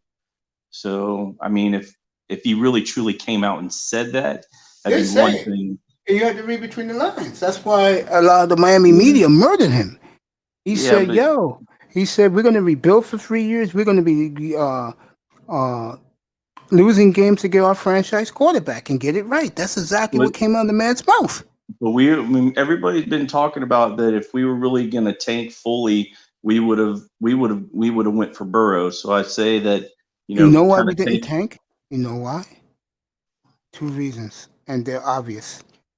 Flores wouldn't let it happen, and the no-name kids who are no longer on the roster, they played hard for him because he gave them time and they believed in him. They marched to his marching orders. I mean, I've never seen a Dolphin team with scrubs play so hard to win 5 games, bro. Yeah. And they should have won both New York games. They were robbed in New York those 2 weekends, bro. Bad calls against the Jets and Giants. And I just said, you know what? They're trying. And that's all I can say to Dolphin fan. They're trying. That's why I don't get mad. I don't get uptight because they're trying. Yeah. I went ahead and copied and pasted the full article, man. So if you get a chance to read it, check it out and tell me what you think about it. Yeah, I'm going to be reading it right now while we're talking. I know Omar. I mean, I know people. I mean, because Omar is doing his job, number one. Number two, because he sees better around the league, he dogs on the Dolphins, but he's biased to it. This motherfucker used to never let me kill the quarterback, bro. Never. He never let me kill Tannehill. When I was watching the interview with like yesterday with with all the Miami reporters and Flores, Omar asked a question about Jackson, and he kept on saying, "So you're saying that he's injured? How injured is he? And will we see him?" And he said basically, "Well, it's hard to say with injuries. It's hard to say. You can see him this week or next week. It just depends." He said, "So are you saying that it's an injury that we won't see him for the whole year, and it's pretty much he'll be on IR?" He said, "That's not what I said." He said, you just got to figure that it just depends. If he comes back from an injury, he can come back from an injury next week or the following week. It's just hard to say right now." It's so like what you had to read. You had to read between the lines when he said. But Omar's always like grasping. He's always trying to get that reaching a little bit too far. Where of course. he's not going to get that answer from Flores. Flores is not going to give that to you. He said it, and you had to read between the lines. Flores said, "If I was his father, I wouldn't play him." That's all you need to know. Yeah, that was about Tua, but with Jackson though, even then he was still. I don't know, man. It's hard to say until things are until it fully develops. So I think Tua will play. If I had to guess, the Jets games, because you got Jets twice and then Joe Burrow. So the reason why I asked you, Mace, is how if the losses were going to be the way they are now compared to, you said like the next 5 games will be are going to be worse. Is that if the losses would be the same as in just how we played the last 4 games, then I would sit there and say we're going to see Tua for sure. But we also know that we have lost all close games, and we could have won these games where the way you're saying the next 5 games are going to be so out of reach. And if that's the case, where we actually lose those games like that, we have taken a decline. I don't think truly that will happen, but we'll see what happens. If that defense don't show up, you're going to see a decline, bro. Yeah. But it's going to be okay because, like I said, when they play the Jets, you're going to see your quarterback. The offensive line's played well so far. Yeah, I mean, I've seen defensively, we've had some mishaps, and I think mostly it has to do with just being the players being out of position, learning positions with Flores in the beginning, and then now it's more rookie mistakes. And we've had just a few of those, nothing too terribly bad, but we've also had some great plays where the opponents have, been in scoring position, and we've had takeaways from that. So that's good. So I think that our defense is there. It's just we need to buckle down a little bit. Our rush defense, Larry brought up, he said, which, if you're looking at stats, but you say stats are for dummies, it's that, you look at the first game where we gave up over 200 yards in rushing, but since then we've, only given up the last 3 games 200 yards. So it looks like we're making a decent turnaround there, but it takes time. So you probably won't see too much of a difference in that within the next few games. We'll see what we have with San Francisco, and what because they're going to go heavy on the run, I think. And one thing with Garoppolo is, even though people don't really care for him, is that he manages the game well. So when you're not looking for too many points from him, you're looking for him to manage the game. And if he can do that, and they run the ball well, we're going to have a long day. And then most likely it'll probably be a defensive game, which I like defensive games better than offensive games anyways. So I hate to say this to Omar Kelly, and to I'm reading the article you sent me, to Omar Kelly and to the rest of the Dolphin fandom. But from watching these two guys, it's no fluke with Herbert and Joe Burrow. And I'll say it again, even if they don't play him this year, I think with better talent, Tua's going to be good next year. I do really believe that in my heart. He's going to shut me up. He's going to shut a lot of people. we'll see what the coaching staff does, Mace. I mean, because there's a lot of quarterbacks out there that get a few years and probably a few years too long. With this draft coming up, it's hard to say. And depending on what we do, is this organization going to give Tua the opportunity, actually a full year at quarterback? If they don't start him this year, let's just say, are they going to give him a full year and say, you know what, we don't need a quarterback, we're not going to draft a quarterback, and if we do, we'll draft a quarterback in the 4th or 6th round or something like that for more backup purposes. But I don't think they'll go that far. I think we'll look at the needs that we need, which probably look at running back, wide out, and then Middle looking at linebacker, pass rusher. So so those are the type of positions we'll be looking at, and then the backup positions or the role players, probably looking at later on in the draft, tight ends and a quarterback possibly, but nothing like that earlier on. If they give to an opportunity for the next year, if he doesn't start this year. So we'll see. I know a lot of fans are probably going to sit there and say, well, no, we need to draft a quarterback, but so it's hard to say. It's too soon. There's a lot going on here. We just need to stop. The picture hasn't even been developed. The picture hasn't even been developed yet. It's still blurry. So we just need to calm down a little bit. I think the Dolphin fandom got to understand that they wasn't planning on anything. Just a couple of hype men that was hyping it up. Not me. I didn't hype it up. I said 6-10, 7-9 if things break right. I mean, they're just not that good. Especially to me, offensively, they're not that good.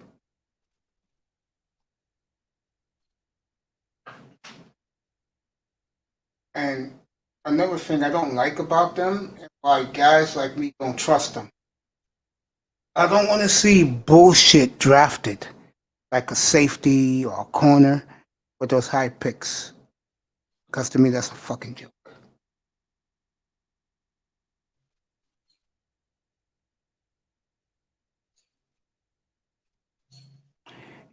I don't care who's the quarterback. I really don't.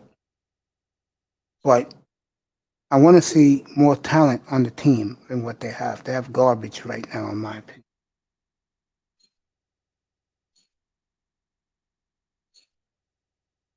I mean, should be an interesting game for sure.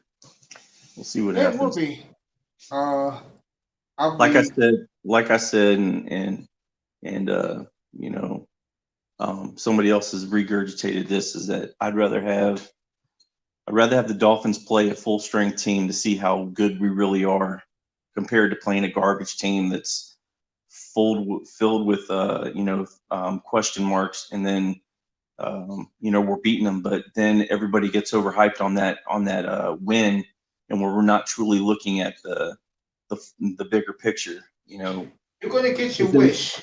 because then we Take it- question. We go against a team that's actually in full health, and they shouldn't give us a problem, and then they actually blow us out, and then we question, well, what happened between that game and this game? Well, that's the reason. You're gonna get your wish because Drew Lock will be back next week.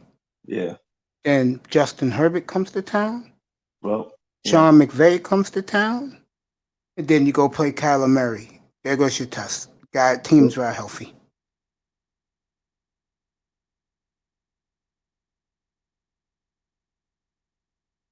You're gonna get your wish, bro. I mean, I think we have to be tested. I don't feel that, we have to see where we're at. If we're not going to be tested. Let me ask you a question. I'm that serious. What I'm about to ask you. You're 1-7 going to the Jets game. What you gonna think? Because that's a serious possibility now that Drew Lock is back next week. It just depends on how we lose those games. Let me do the scenario. You lose pretty bad in Frisco. You lose a tough game in Denver. You get blown out by the two California teams at home and Kyler Murray. What you gonna think about that? It's going to be, it'll be frustrating because. Yeah, and I'm gonna say something that gonna get more Dolphin fans upset. You're 3-8. I mean, you're 1-8, 1-7, 2-6. You got the Jets, and by the time Joe Burrow comes to Miami, he's gonna be really popping. And then here's the killer: Chiefs, Patriots at home, at Raiders, at Buffalo.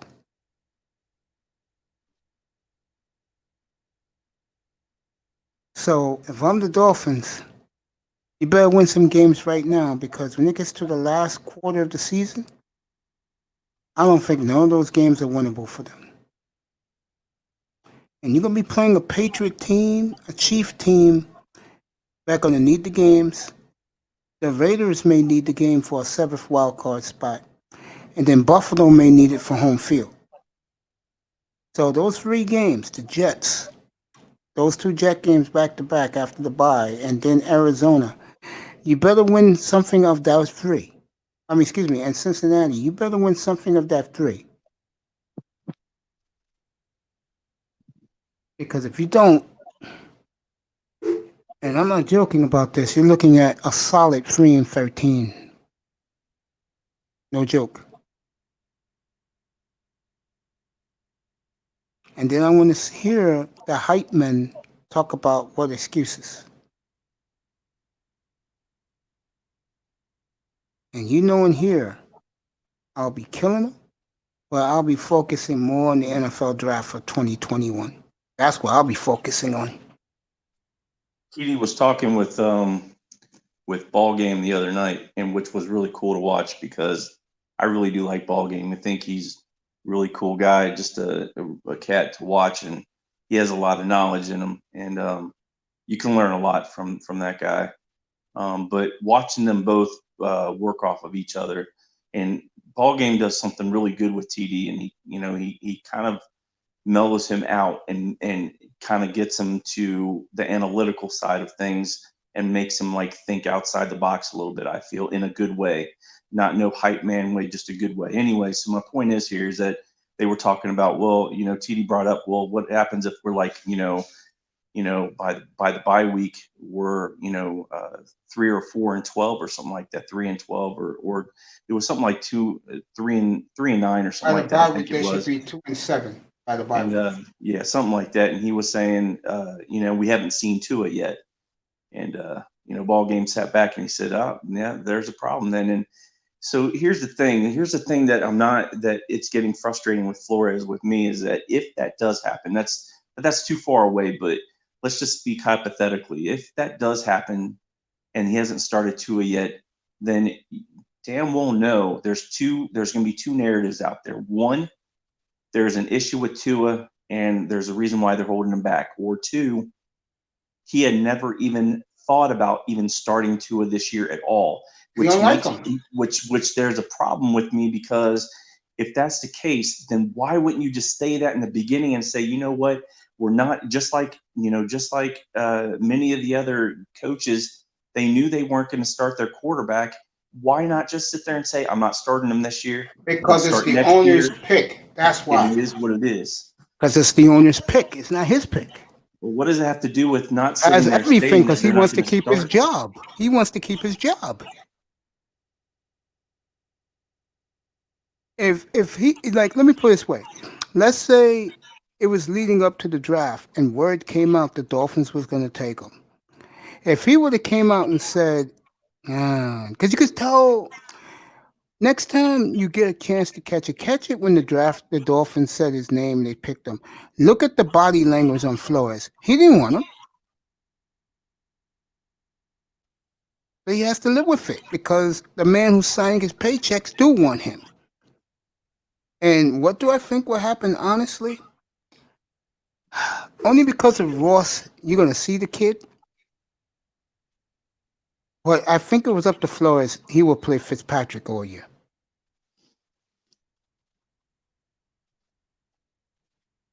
If it was up to Flores. But I think you're going to see Tua. I think you'll see him the Jet games. The Jets and the Bengals games. You're going to see him. You're going to see him. And if he plays well, he'll play that last stretch of the year. If he's struggling a little bit, you'll see Fitzpatrick against those last 4 games. But here is what lies. The coach wants to win games. He doesn't care about number 1. 60% of the fan base cares about number 1. The other 40% are pissed off Justin Herbert is shining already. I could care less about him. He's not on our team. Well, it's the woulda, coulda, shoulda game. That's what a lot of fans who've been burnt through the years, that's what they play. I don't play it. I don't care about I don't care about Justin Herbert, but he's playing well. But they're calling that because he's playing well. If the case was he was flopping on his ass, then they would sit there and say, "Ooh, I'm glad we didn't get that." It's like and more Joe Burrow's BS. shining. Well, yeah, I mean, he also has a fairly decent team behind him too, and he's Do you doing think well. the Bengals are decent? Yeah, I think they have a decent squad for sure. Wow. I mean, there's some issues with them, but if you look at the squad that they have, they have a built team for him. It's not like that, like let's say Arizona when Kyler Murray started, they are not that bad.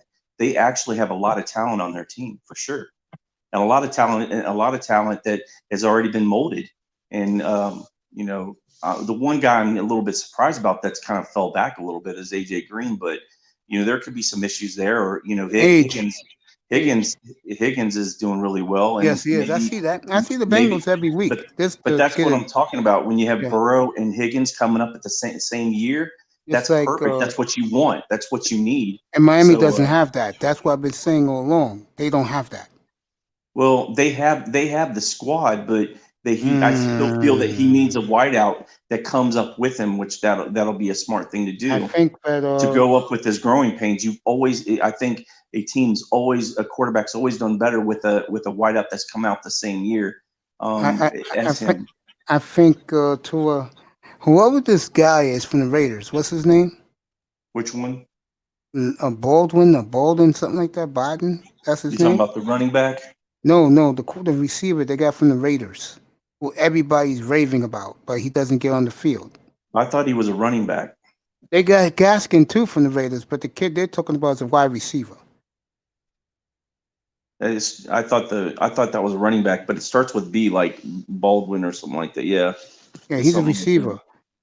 Everybody, I think that will be one or two of his targets, and like I said, his other targets are not on the team yet. They're not here yet. They'll be here, but they're not here yet. And I know you're wondering, Bill, about the guys they got now. They're garbage. Flores will find a way to trade this guy down the road in probably 2022. He'll find a way to trade number 14. What's his name? Oh, number 11. What's his name? Parker. Yeah, he'll find a way to get rid of him. I don't, the only way that they trade him is that if they're going to get at least a 1 or a 2 from him, and then not even that, if he's continuously getting injured. Trust me, he's not in the plans. This is how good teams do it. He's not in the plans. Preston Williams, yeah, because they got him when he was the head coach. But hasn't this been a complaint of yours and a few others that state we keep on getting rid of these players that actually can help the team? Now we get rid my of these complaint players that hurt is the team. no. My thing is, if I see that this guy is not moving forward, I want him gone, and I think that will happen. I'll say it one more time. 2 of his guys, his main guys, one is on the practice squad, and the other 2 are coming. The guys you got now, they're not going to be it. Preston Williams will stay. Gilsicki will stay. But number 11, no, I don't see him here much. I'll see him here one more year. And after that, when Tua proves that he can stay healthy, and you're going to see next year. You think I'm joking. You're going to see next year. You just asked me guys he's coming up with, right? They're not here yet. And the only reason why he's going to throw to the guy they got from the Raiders, Biden, that's his name, Biden. The only reason why he's going to throw him because they're together on the sidelines. So of course, when he practices with him. He's going to know who Tua is and what Tua can do. So is Ford, if he's still here. I think Ford will be here. But number 11, one more year, and he's not going to like it when Tua's throwing to his new guy. Who they're going to draft next year. Let me ask you a question. Be real about this. If Tua and the new guy, the new number 1, if they click, you think Devontae Parker's going to be happy about that? I mean, I don't see why not. Of course he's not going to be happy about it. Because him and his agent going to be saying, where's my touches? Yep. Mr. Miami put him down there. Lynn Bowden. That's him. That's the kid, the wide receiver. Yeah. Everybody is raving about. But it's a little weird on that because I just looked him up too, and as the Raiders, they had him as a running back, and in Miami he's a wide receiver, wide out. So it'd be kind of sitting there saying the same thing with with Perry. Perry can play quarterback, but he's completely or a running back, and he's completely. You could probably put him as a wide out as well. So it's hard to say if they think he's only going to be a wide out, not a running back. This is Flores you're dealing with. You change positions for him. Yeah. Yep. They're grooming him with Tua for next year. I'm telling you that right now. That's why you don't see him on the field. That's Tua's workout buddy. That's one of them. I think Isaiah Ford's another one. And then they'll get 2 more guys. And when they go 5 wides, Parker will be in there. Williams will be in there. Why do you think Ford? So you like Ford better than Parker? Oh, do I like Isaiah Ford? He's all right. He does something Parker doesn't do. He spreads the field. But if I'm the Dolphins going to next year, I will make Preston Williams my slot. Because he'll have a full year of recovery from his knee injury, a year and a half of recovery. I think he's going to play very well. As far as Parker goes, in my opinion, he's going to have to stay healthy. And somehow I just feel the Dolphins will flip him for a 2nd-round pick. He ain't worth no number 1. He's damaged goods. You can get a 2nd for him, do it. Because you're going to get new guys anyway for Tua. And I think they will protect Tua. I do. I think the offensive line is going to get better. Where they'll get somebody in there who can help run block up the middle. And the running backs you see right now, except for Gaskin, in my opinion, they'll be gone.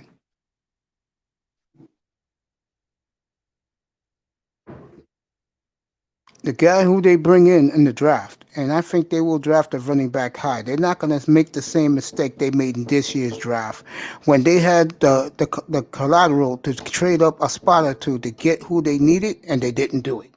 He sat on his hands and fumbled his thumbs, and that's why a lot of Dolphin fans do not like Chris Greer.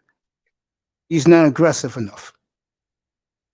I want a GM that's gonna roll with the punches. I don't like guys who sit on their hands and twiddle their thumbs, and that's what Greer did. And all these guys can argue with me about bottom line, and everyone who knows this shit says the same thing. They could have done more, and they didn't. Shit, I had all those picks. Shit, I'll be moving up, moving back down, getting picks for 2022. I would have been doing all that shit. He didn't do it.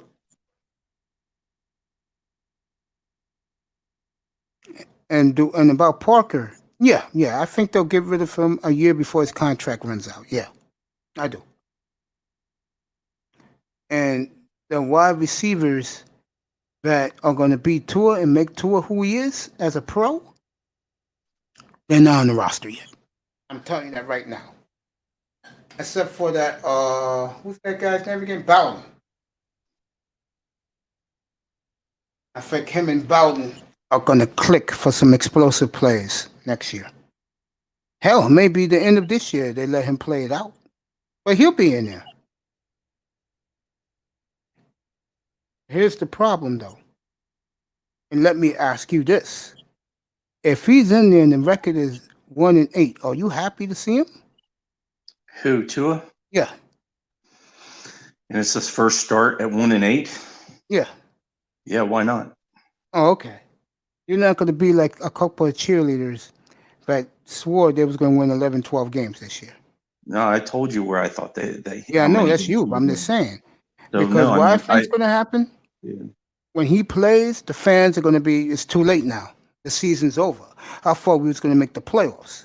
That's what you're going to hear a lot of that shit. Well, those guys are fooling themselves and foolish because, if they think that Tua was going to, turn this team around, if he was going to start and win games. That's what I said. Sit there and say, look at Kyle Murray's team.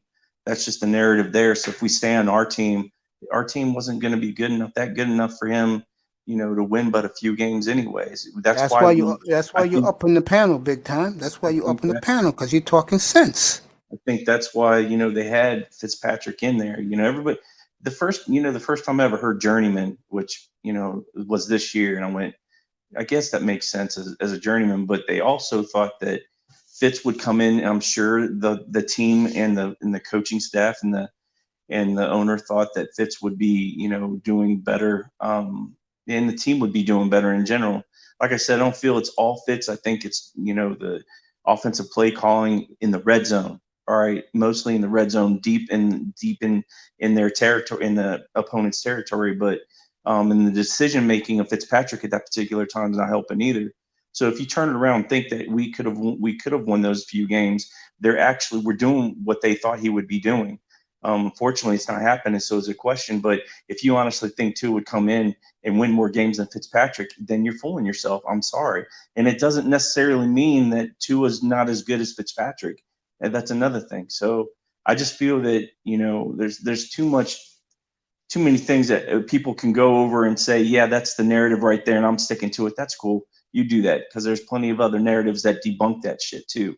So yeah, because what I'm saying is this, and I've been saying it since I started my platform.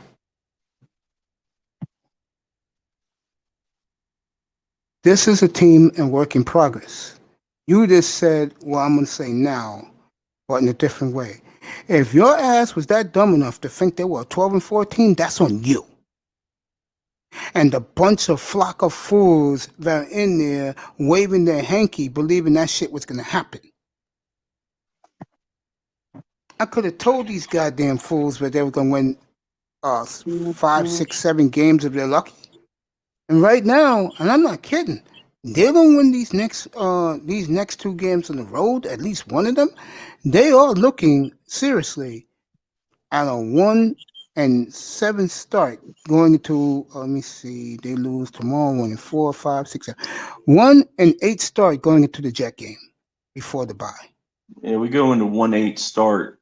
I need to know, which of course we don't, but I need to know how we lost those games. And with the way you said it and you looking at it, we're gonna lose those games pretty badly. But if we No, not don't pretty lose, badly. I think what's going to happen is the defense ain't ready yet to show up, and I think that's what's going to let them down. I think Fitzpatrick and I think Karen Gurley, they know what they did Sunday.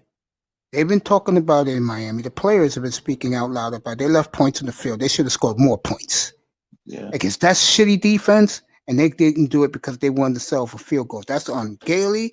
That's on the quarterback. That's on the head coach, who didn't have the balls to spin the bottle and say, let's go for it. 4th and 3, 4th and 4. Let's do it. We got nothing to lose. We're rebuilding. Let's give our guys some confidence. yeah, that's not a bad thought process, or I mean analogy to sit there and think that. I'm sure a lot of people are thinking that.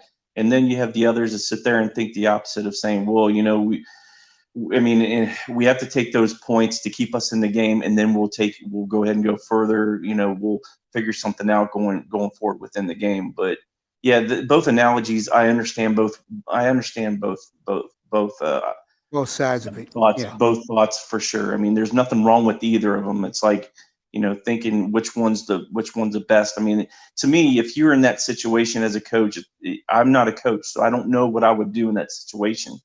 It's not playing Madden, so that's another thing. People have that somebody Madden I mentality, think, yeah. yeah. It's I Yeah. think EM says that, or somebody else says that. It's like you have that Madden mentality. This is not what you're doing here. This is real football. Okay, you can bring some of those things into this, but you're not. It's not going to play out that way. Sorry. So.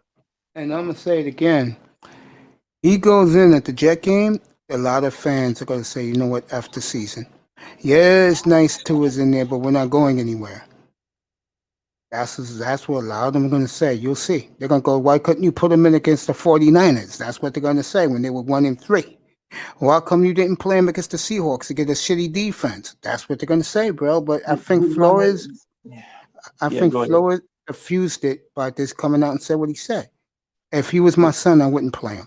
That's all you need to hear him say. If you can't read between, not you, but if fans can't read between the lines like Dave Hyde, then I'm sorry. My thing is why even think that Tua is going to give us a better opportunity to win? Especially at that particular time with these teams as built as they are. He's not going to have the experience. It doesn't mean that he's not going to play, play well, and it doesn't mean that he's not going to be to learn from these veteran players. But he's at a disadvantage at that particular time. You could tell Burrow's going through some, growing as well, not playing. Sometimes you'll see that, being a veteran, being that rookie, you can tell and see that sometimes he's a little shaky in the pocket. But it doesn't necessarily mean just because we put Tua in, that's, he's going to be a winner all of a sudden. He's going to take his bumps just like Kyle Murray did in his first year.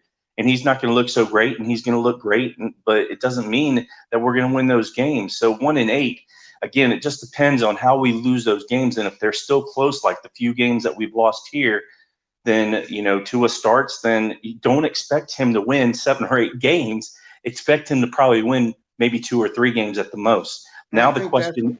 I'm sorry, man. That's the question. Bro. Yeah, that's the question then. At the end of the day, if he wins 2 or 3 games at the end of the year, and they do decide if we are 1-8 and he wins 2 or 3 games, the question is, with the 3 wins that he has, how good did he really look? And then the other games that he lost, how bad did he look? And if he didn't look that bad and there's promise, we're not drafting a quarterback next year. I don't even know if we truly are looking at drafting a quarterback next year, unless somewhere they're hiding something behind Tua. If Tua plays beginning against Arizona the rest of the year, and they only get 2 wins out of it, they will draft a quarterback next year, because Stephen Ross is going to be the laughing stock of the league, and he doesn't like to be laughed at. And they're going to have enough collateral to get one of those 3 top quarterbacks.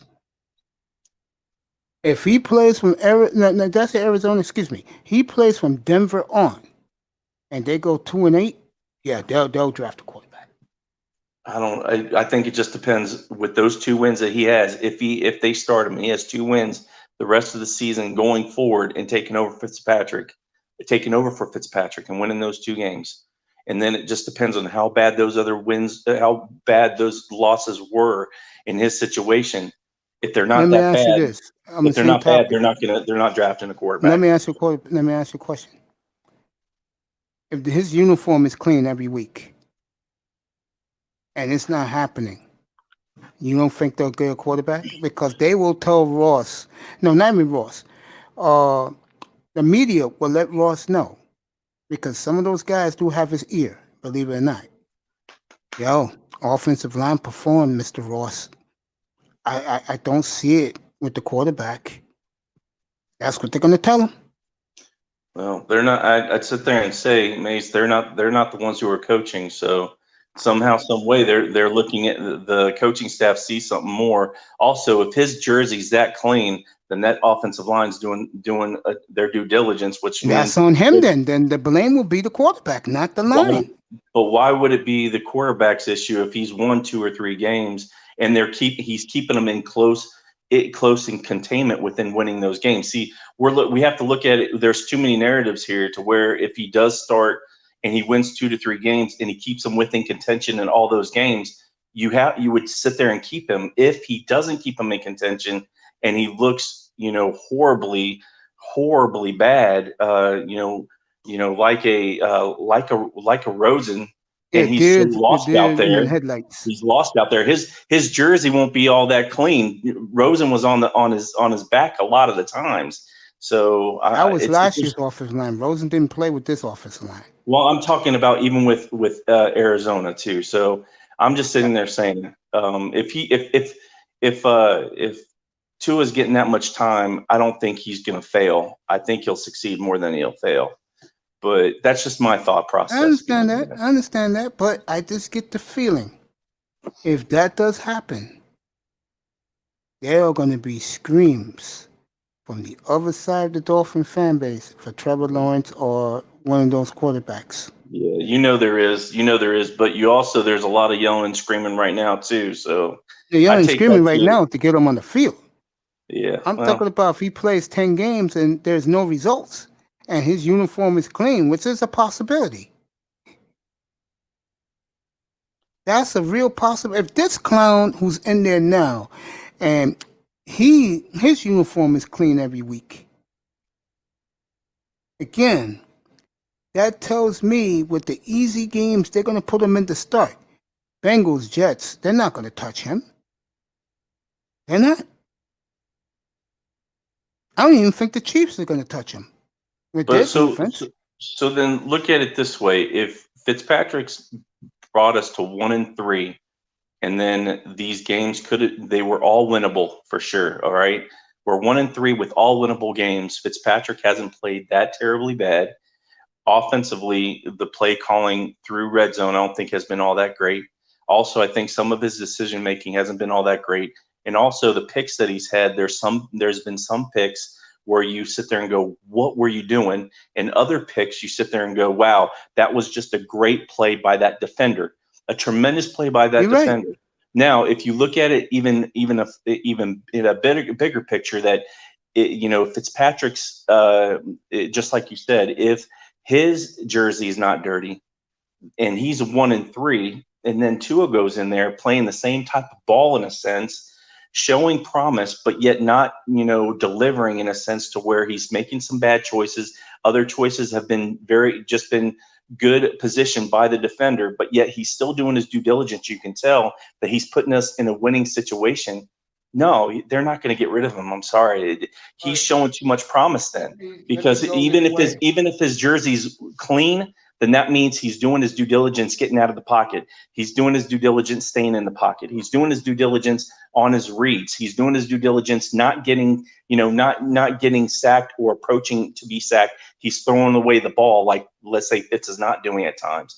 That's why I'm saying that even if you have a clean jersey, doesn't mean that's a bad thing. Oh, to me, it's a good thing when you have a clean jersey. It's up to the quarterback. And we saw, again, what this clown, him and his coach, his buddy coach did and flopped against Seattle. That's what I'm talking about. I can see. See, I'm going to say this. I think they'll play in week 9. I mean week 10 against the Jets. I think that's when he'll show up. I also believe that on my heart of hearts, it's going to be a lot of the defense to let him down because the defense has not shown up. They just haven't. They haven't shown up. The only part of this team that's shown up to me is the offensive line and Gaskin. That's it. I mean, I'm not saying I'm not kind of disagreeing with you on that or agreeing with you. Just for the fact is because this defense, because of how, even though we were scoring all those points prior to up to Seattle, the defense was the reason why we were staying in that game with Seattle. Even though there were just less than a handful of plays that put us in a situation where they ended up scoring again towards late in the game, I'd sit there and say, or especially that first half pass from Wilson to Moore. And if you look at that, if you play it like you did earlier, you can tell there was some confusion and something that was there. So that's just bad play on that, for the player that defended that play. But I think they've kept us in the game long enough to where we should have been able, to take advantage of that and score, and we didn't offensively with Fitzpatrick, nor the offensive play calling was all that great. So I just think the defense is doing enough to keep us in the game right now up until late in the game, and you have to expect with all the issues. I'm not surprised with that. I don't think they've hindered us by any means. I think we've gotten better. I think as the few games have gone on. That's just the way I'm looking at it. I'm trying to look at it more positive than anything negative. I'm not looking at it negative. Yeah. I'm looking at facts. The way I look at it. But I'm going to say this. I think, in my heart of hearts, what I said to you a few minutes ago, I think it's going to happen. They'll pull them in against the Jets. You'll have a little pocket of fans will get a buzz out of it. They'll be excited. And then the rest are going to be like, who cares? And they're 1-8. Too late now. And I hate to say this, but Dolphin fan in a degree is right. You didn't expect 5-11 again, did you? Depending on if they started 2 or not. You're going to play in the last 9 games. What more do you want? That doesn't matter. The last 9 games are going to be straight up in the middle of the season, second half of the season, which means it could be even tougher for Tua, just because depending on how who's in the hunt for a playoff berth. So now I'm gonna do the last 4 games because that's the most important. So now you have Tua in there, and these teams are needing a win. How are we gonna answer that? With Tua being in there, Tua's starting his career. Mid-season, if that happens. I'm not expecting anything but growth from the kid, and knowing that the coaching staff has his back. And my thought process on rookie quarterbacks. I feel that the coach needs to have their back. If we went by the fan base, they would already have Tua out there, and we're already looking at Trevor Lawrence. And I don't think, I'm going to say it one more time. That's totally wrong. I'm going to say it one more time. I don't think the head coach has his back. I really don't. If you truly think that, Mace, if you think that if Flores doesn't have Tua's back, then I don't want Flores as my coach, because I feel Flores is a much better coach than that. And I feel that if he did not want him as a quarterback in the beginning, that changes when you draft him. That changes when you draft him. Because the man who's signing, get up here and start planting them, because the guy who's signing his checks. I understand. No, go ahead, Mace. Okay. Guess who's on your side? He's in the chat room. Guess who's on your side? EM is on your side. Get up here, guys. EM, start planting them. Get up here. He's on your side, bro. So, I mean, the only reason why I'm saying that is that if even if he did not want him, and I get he's not signing the checks, even if he didn't want him, it doesn't necessarily mean that that coach is going to sit there and turn around and say, I just don't want him. It's not going to happen. He has to, his thought process has to change now. He has to sit there and say, okay, he's on my team. He is my quarterback. He's my quarterback of the future. Now I got to do what I have to do to get him ready. If that coach is not doing that, and the way I look at Flores as could be one of the better quarterbacks in the league going forward, then I don't want him as my coach. Coaches. I just don't want him as my coach then. But I don't feel that that's the case. I think that he's doing his due diligence. He's figuring out what he wants to do, how he wants to do it. There's a plan. There's a plan in place here. I think the plan has adjusted itself differently from what they thought how it was going to fall in place, and it hasn't fell in the way that they thought. But that's life too. So they have to figure that out.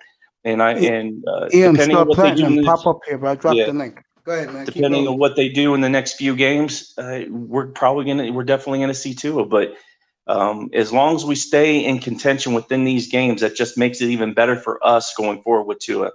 So I don't feel that there's a big deal why he's not starting. People are just throwing a bunch of BS out there, and it is what it is. I don't know who this little boy's mama is at this Texas game. And by the way, Texas is driving to tie the game late. But she's damn good looking. All right, the Longhorns is at the 30 of Oklahoma, 1st and 10.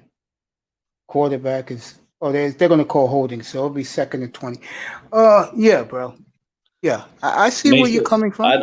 Mace, I'm not, first of all, there's tons of individuals on every platform out there, from, EMs and Reasons to, and now I'm plugging them from, and I don't mean to do it disrespectfully to you I don't care.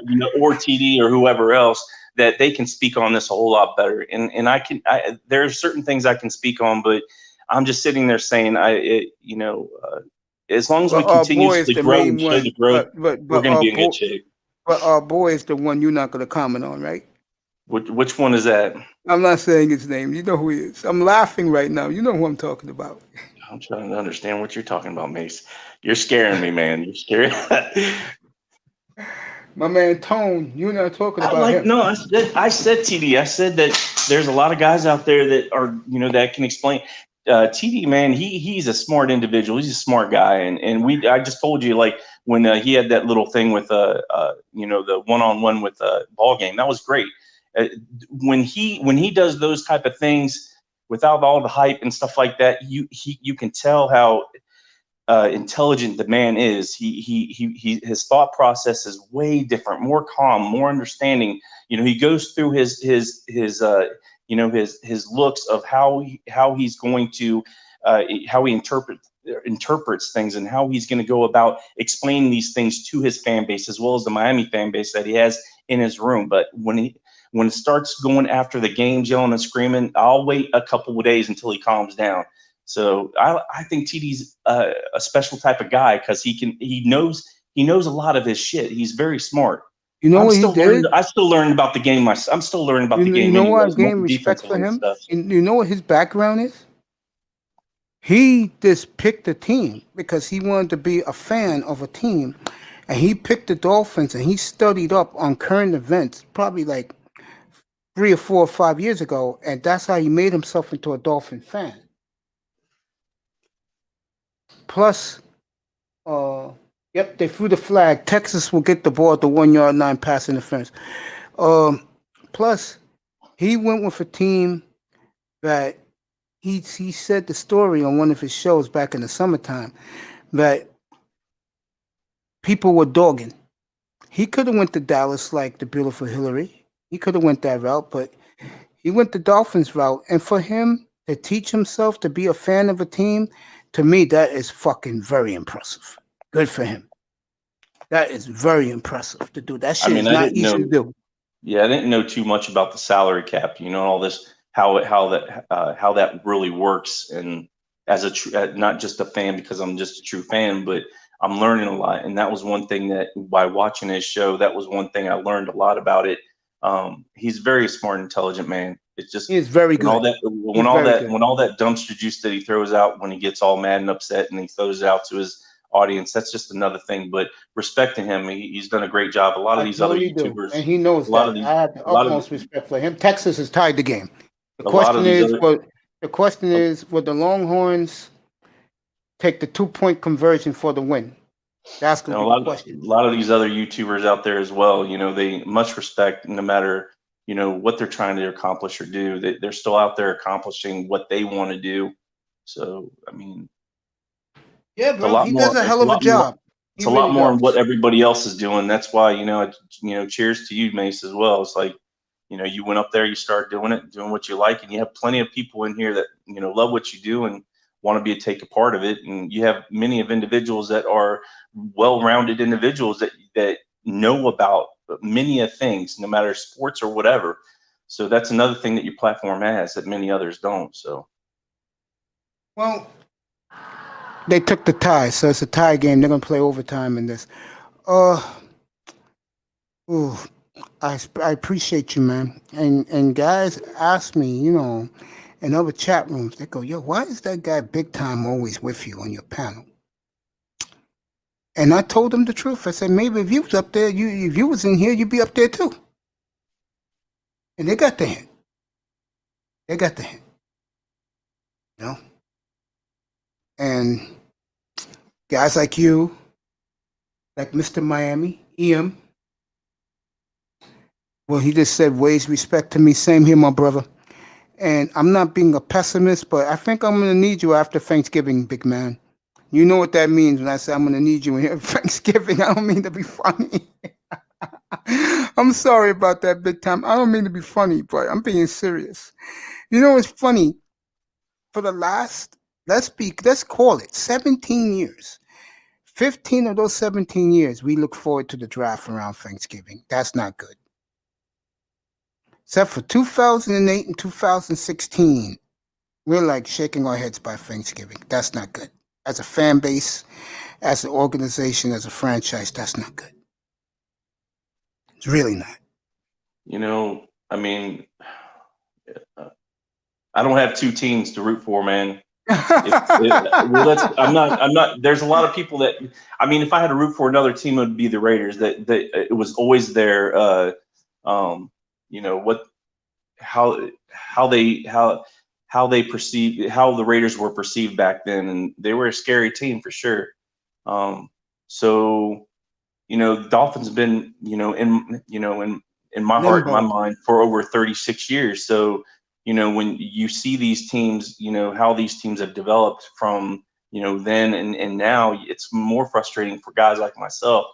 But I'm not going to get caught up in this BS where people are yelling and screaming and they're not given an opportunity to, develop this, to have this team to be developed into something that could be amazing. And yet, the ones that are probably yelling and screaming about, how this team's just going downhill and not uphill right now, it's like, I sit there and say, you're going to be, those are going to be the first individuals to sit there and say, see, I told you, this is what we have. We have a great team now. It's like, you weren't saying that before, so we don't even know if that's going to happen or not. But I'm just sitting there saying those would be the first people to take the win and say, "Yep, I knew this team was going to be great." No, you didn't. You didn't know anything more, no less than anybody else. That's true, bro. And let me say this to EM. Thank you so much, my brother.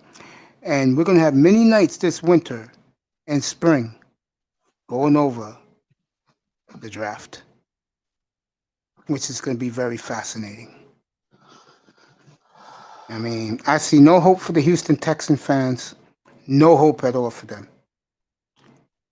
And as for the Miami Dolphin fans, it all comes down to who they pick, their first 6 picks of this draft coming up. It really does. And what positions they pick them at. It's going to mean everything moving forward. In my opinion, Ian, put a 1 in the chat room or pop up, bro. You appreciate you agree with what I said? Next year's draft, the first 6 guys they pick is going to be very important to the franchise. Let me know. Put a 1 in the room. Yeah, he agrees. Absolutely. Yep. Absolutely. I'm gonna put the link in here again. You come up and we could chat it up about the draft, bro, and other things Dolphins related, because that's why I'm doing this show this time. You're talking to a man though that you know that has some that has that has a thought process and actually has a level head and thinking through this logically. And a lot of our fan base doesn't. They don't have a logical head in their thoughts and just saying what they think is going to happen and not truly doing their due diligence. And that's why they're not here. Because I'll tell you again what happened. You was here, and you was in the panel already. It was early in our show, and when they lost to Buffalo, and remember what I said, they better beat Jacksonville. And I was telling facts, but in these two particular guys' minds, FM was in here that day, Chef Jew was in here that day, and somebody else. And the second I said what I said, they left the room, bro. Why? Because they can't stand the heat. They want to hear everything praised about this team. You got it, bro. They want to hear everything praised about this team. They want to hear the bullshit hype. But when someone like me tells it like it is, EM, ball game when they're here, I test, they run away, bro. They don't want to hear it. And they did. This guy tried to say hello to me the other day in TD's room. I just said, "What's up, bro?" and left FM alone, bro. You're right. Those guys want to drink the Kool-Aid. I guarantee you, if the Dolphins, let's say, go 1-8, 2-7, I promise you, TD's room is going to be ghost. You want to bet me on it? What do you mean ghost? Ain't going to be too many guys in there. Because to the fans, the season's over. Well, he's going to have his fan base in there for sure. He doesn't not at 1-8. I promise you that. He doesn't have 10,000 or close to 10,000 subscribers. Yeah, because he done that because he built it from the bottom ground. But when you had so much expectations, which many of them did in that room, and you can't deny that, why would you support a team the rest of the year if they're 1-8? Please tell me. You're not going to make the playoffs. Please tell me. But I'm not sitting there saying that, but like I said, there's two different type of fan bases though. You have the Miami fan base that goes in there and listens to him, and they try to get all the information he can. Then they have he has another fan base that goes in and just listens to him because they like listening to him. And that fan base will never go away. Now, maybe there's a part of those other fan base of Miami that you will. That's why I say a YouTuber has to do their due diligence because they have two different type of fan bases that are going on there. If you don't feel that you do, then you're missing the whole picture because Mace, you have individuals that are a fan of you, and then they're a fan of your channel. And the difference is that, they like the things that you bring up, but then they're a fan of you because of who you are. So there's two different type of fans that you have here. Well, no, maybe three or four, because you have the Dolphins fan base, you have Seattle's fan base, and then just the other sports type of fan base too. So I'd say it's just there's something that there's a thought process there, I feel. No, what I'm trying to say, you got me wrong. What I'm saying is TD fans are going to leave. It's normal. It's real because they're going to come back when it's the draft, or let's say if Tua lights it up, they'll come back. But a lot of them are going to leave because there's no hope. You're not going to go nowhere at 1-8. That's what I'm saying to you. They'll be back. They're loyal to him. But what can he say without really major injuries? What can he say? That's like saying with all the other Miami Dolphin platforms too, right, Mace? I mean, because that's going to happen to them too. Yes. I don't think that'll happen, man. You have your regulars; they'll stay there. That's just my opinion. You really believe that fans will support a team with no hope at 1-8? You do believe that? Then they're not true fans, Mace. Then they're not true fans. And I would sit there and tell you, like TD has said to his fan base, I don't want you here then. If you're going to... Yeah, I know. TD's, like I said before, TD is tremendous. I got EM up here. The magnificent EM. The magnificent EM is in the building. Good afternoon, sir. How are you? How was your week at work, my friend? I'm good, man. I'm still out here, out here on that grind, that relentless pursuit of that bag, as I like to say. But go ahead. Let me ask you a question. Just sitting up here taking a break, man. Wanted to get on here and kind of collab with you two gentlemen. What's going on? Before I get into the Dolphins per se, do you agree?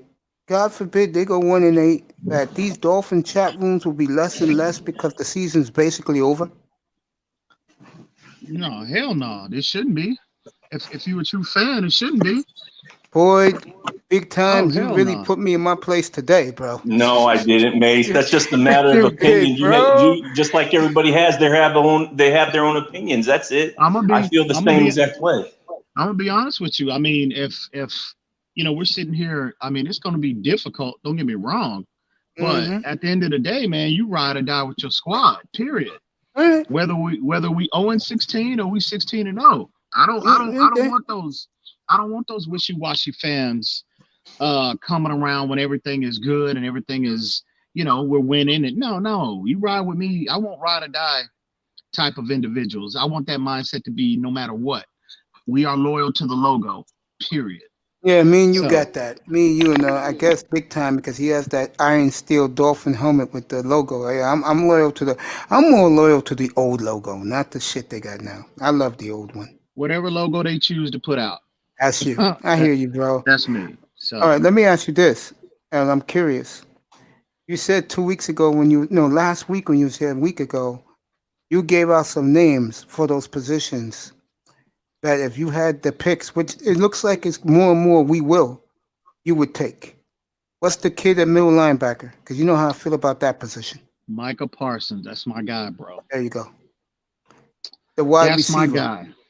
The wide receiver. Wide receivers, it's several. I hadn't really locked in on one specifically. This is what I told Big Time, and he disagreed with me. I told him, except for this Bowden kid who everybody keeps raving about, his receivers are not on the roster yet. You agree with that? Moving forward for him, like in the year 2022, is his receivers here yet? From a Brian Flores perspective? Yeah, reality perspective, yes. Okay. That's a good question. I think. Well, I would say Preston Williams at this point. Will be here, yes. That's what I told him. I think he'll be here. Yep. But, and Gilsicki. Yeah, and Mike Gesicki. But only reason I wouldn't say Devontae Parker is because I think he's 28. Yep. He's 28 years old. And you know how New England likes to, if Brian Flores turns out to be, if he, how he handles his roster, if it's, anything similar to what New England generally likes to do, they like to get rid of players a year before rather than a year later. And so, Devontae's 28 years old.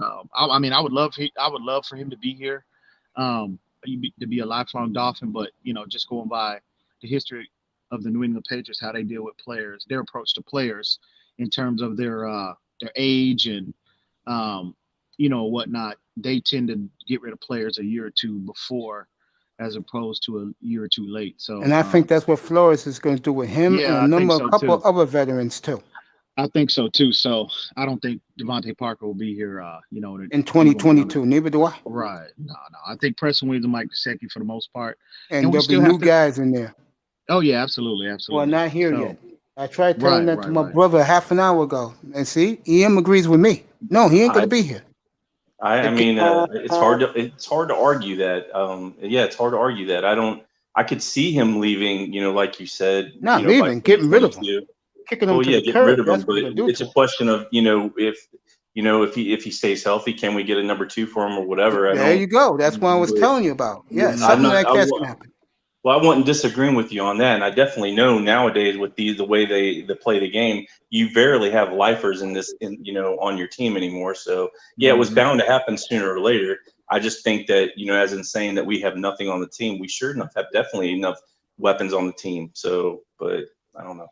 I think the approach in terms of players depends on how good Tua turns out to be. But every other position can be had for the right price. Yes, that's just New England's approach. You saw the multiple reports that came out before the season started. New England was this close to trading Stephon Gilmore. This close. He was out the door, and that's the reigning defensive player of the year. It's So true, bro. every player, and I think that's I think that's a smart approach. I do too. Yeah, I do. With the exception of like I said, depends on how good Tua turns out to And be. if you look at Devontae Parker's career, let's be honest, he hasn't really done much. He's always been injured, or some coach didn't like him.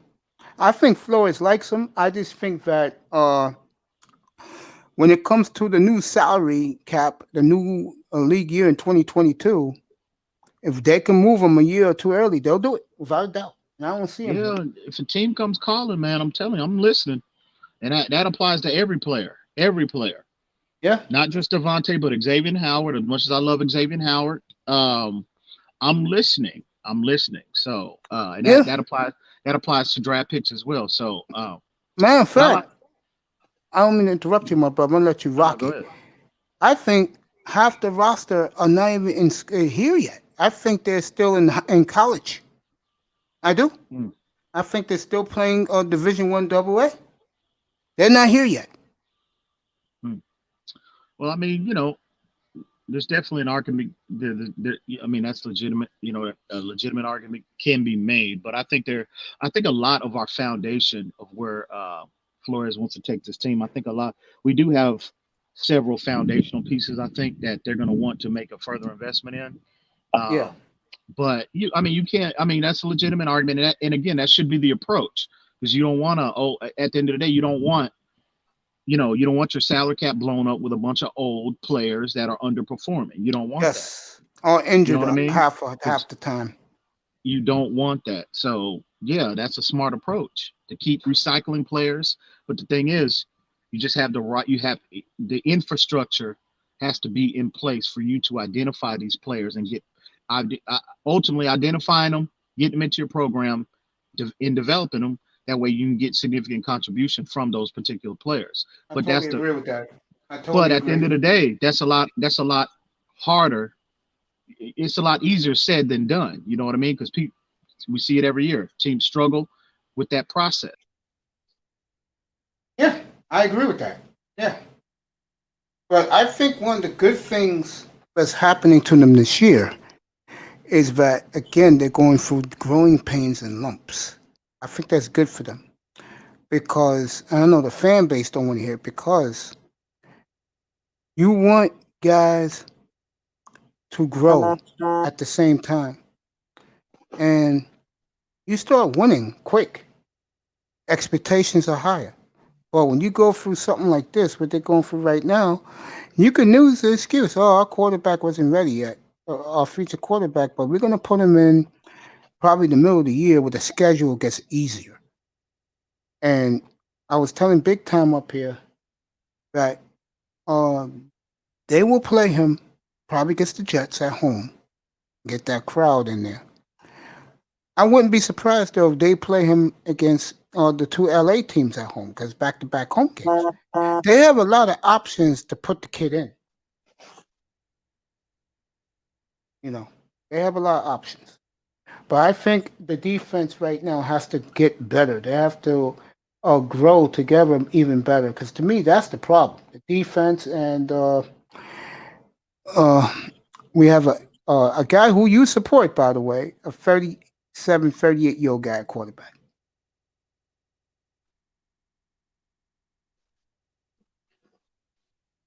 Okay, here he is. I know he heard me.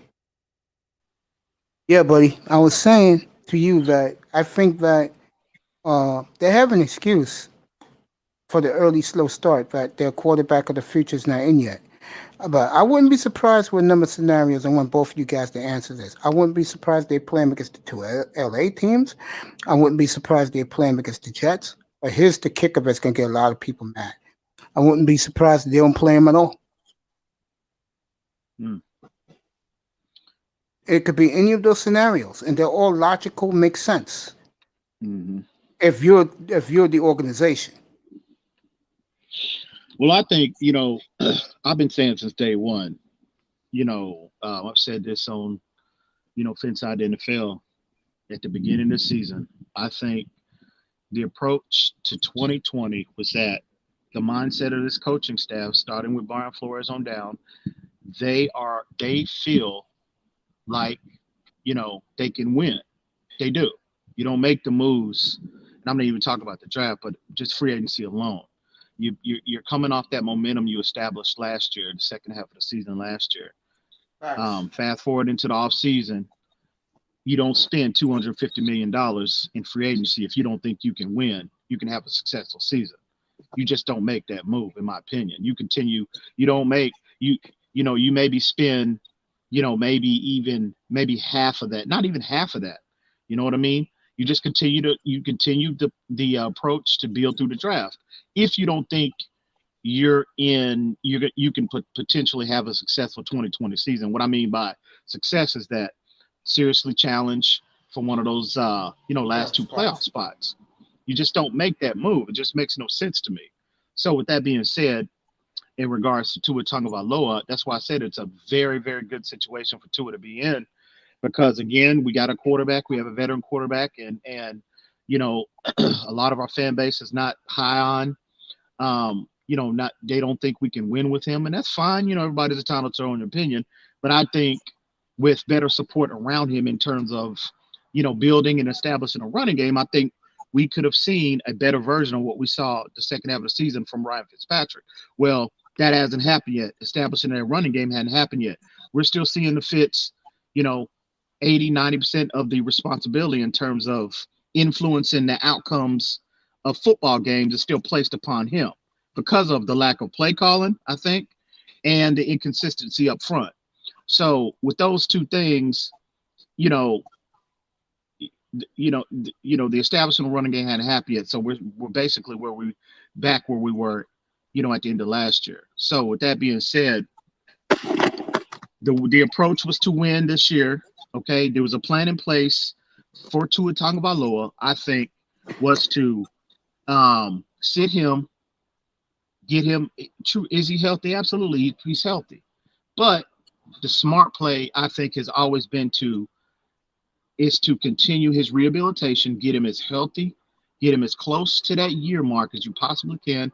Let him continue to learn in the classroom, on the sideline, learn from a veteran, okay? And then once you get closer to that year mark and Tua gets more acclimated, he gets to about that 80 percentile mark in terms of his ability, in terms of his retention of the playbook. You get to that 80 percentile mark, okay? And also, if we're not winning, that's what this season is about. If we're not winning, there's no reason, no matter what Fitzpatrick is doing, if he's lighting the world on fire, whatever, there's no reason to play him, because at the end of the day, the objective was to win this year. So with that being said, if we're not winning, you have to put Tua out there, because you have to see what you have, because you made that type of investment, selected him number 5 overall. You have to see what you have. So at the end of the day, man, I think a plan has been in place, and I believe for what it's worth, I think when he looks at with Tua, he wants to gradually, integrate him gradually. And what I mean by that is, I think, again, closer to that year mark. And I don't think, even if they get to the closer they get to the year mark, I don't think they're just going to boom. Now, unless Ryan Fitzpatrick is just horrible, okay? I think the closer we get to that year mark, or shortly after that, after that point, I think we'll gradually start to see him integrated into the offense. But I think this is the best approach for Tua. I think, number one, get his hip as healthy as possible, and you just have to let him. Is it taking him a little longer? Maybe, but that's just like any rookie. There's no rookie as good as this version of Joe Burrow that we've seen. Even Joe Burrow, I don't think. I'll be very surprised to find out if Joe Burrow is, grasping 100% of what they want to do on the offensive end. I'll be shocked. And we all know, if you watch San Diego, I've been watching Chargers. Yeah, I've been watching both of them. You clearly see Joe, in as good as Justin Herbert has played, you clearly see that, it's probably I mean, I don't know the percentile, but I definitely don't think it's 100% of what they, the 100% of the volume of the offense is on his, he's able to, is on his shoulders. I seriously doubt that. So, with that being said, I just think this is the best approach with Tua and us as a fan base, bro.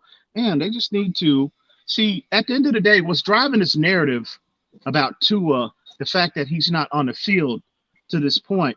These are the individuals that didn't want him in the first place. They didn't want him at 5. They wanted and this is even a bigger. This is like mind-boggling. These individuals that have platforms or don't, fan base or whatever, they saw 2 years of Josh Rosen, 2, one in Arizona, one here in South Florida, and you saw how horrible that experiment was. But yet, they wanted to continue that investment and, give him more time. But Tua hadn't even seen no one has seen him on the field yet. Nobody. But yet you're calling him a bust. Please explain that logic to me. I mean, really, it's ridiculous. So at the end of the day, us as a fan base, from a fan's perspective, learn to navigate through what I like to call foolishness, because that's what it is, bro. It's subjectively driven by these individuals' opinions of Tua. Number one, you didn't want him in the first place. So they're trying to nitpick and broadcast everything that is perceived negative about him before he even gets on the freaking field. And it's ridiculous. I call it irresponsible of people with platforms that are doing that, because at the end of the day, they're just trying to prove themselves with their buffoonish narratives pre-draft correct, because they've been so wrong. They've been wrong on so many other levels. So at the end of the day, the fan base, just learn to navigate through that foolishness. We'll see in due time how this all comes to fruition. We'll see how all this comes to fruition. We'll see. I agree. Go ahead, Big Time. Comment on what EM just said. It's hard to follow that all that information that EM brought up, because everything is true to the facts. So me sitting there saying anything else would be ridiculous. So yeah, but when I said that about Ryan Fitzpatrick, and EM, I totally agree with you that as long as he's respectable, he's gonna play. Because Flores just is in love with the guy. He is. That's why he bought Changalian. Mm-hmm. But check this out. Did y'all see? Let me ask you this, both of y'all. You saw that report that came that this guy, I don't know if y'all saw it, but it was on Reason. I called Reason as soon as I found out about it. I dropped everything. I dropped equipment, everything I was doing. I was like, what the hell is this?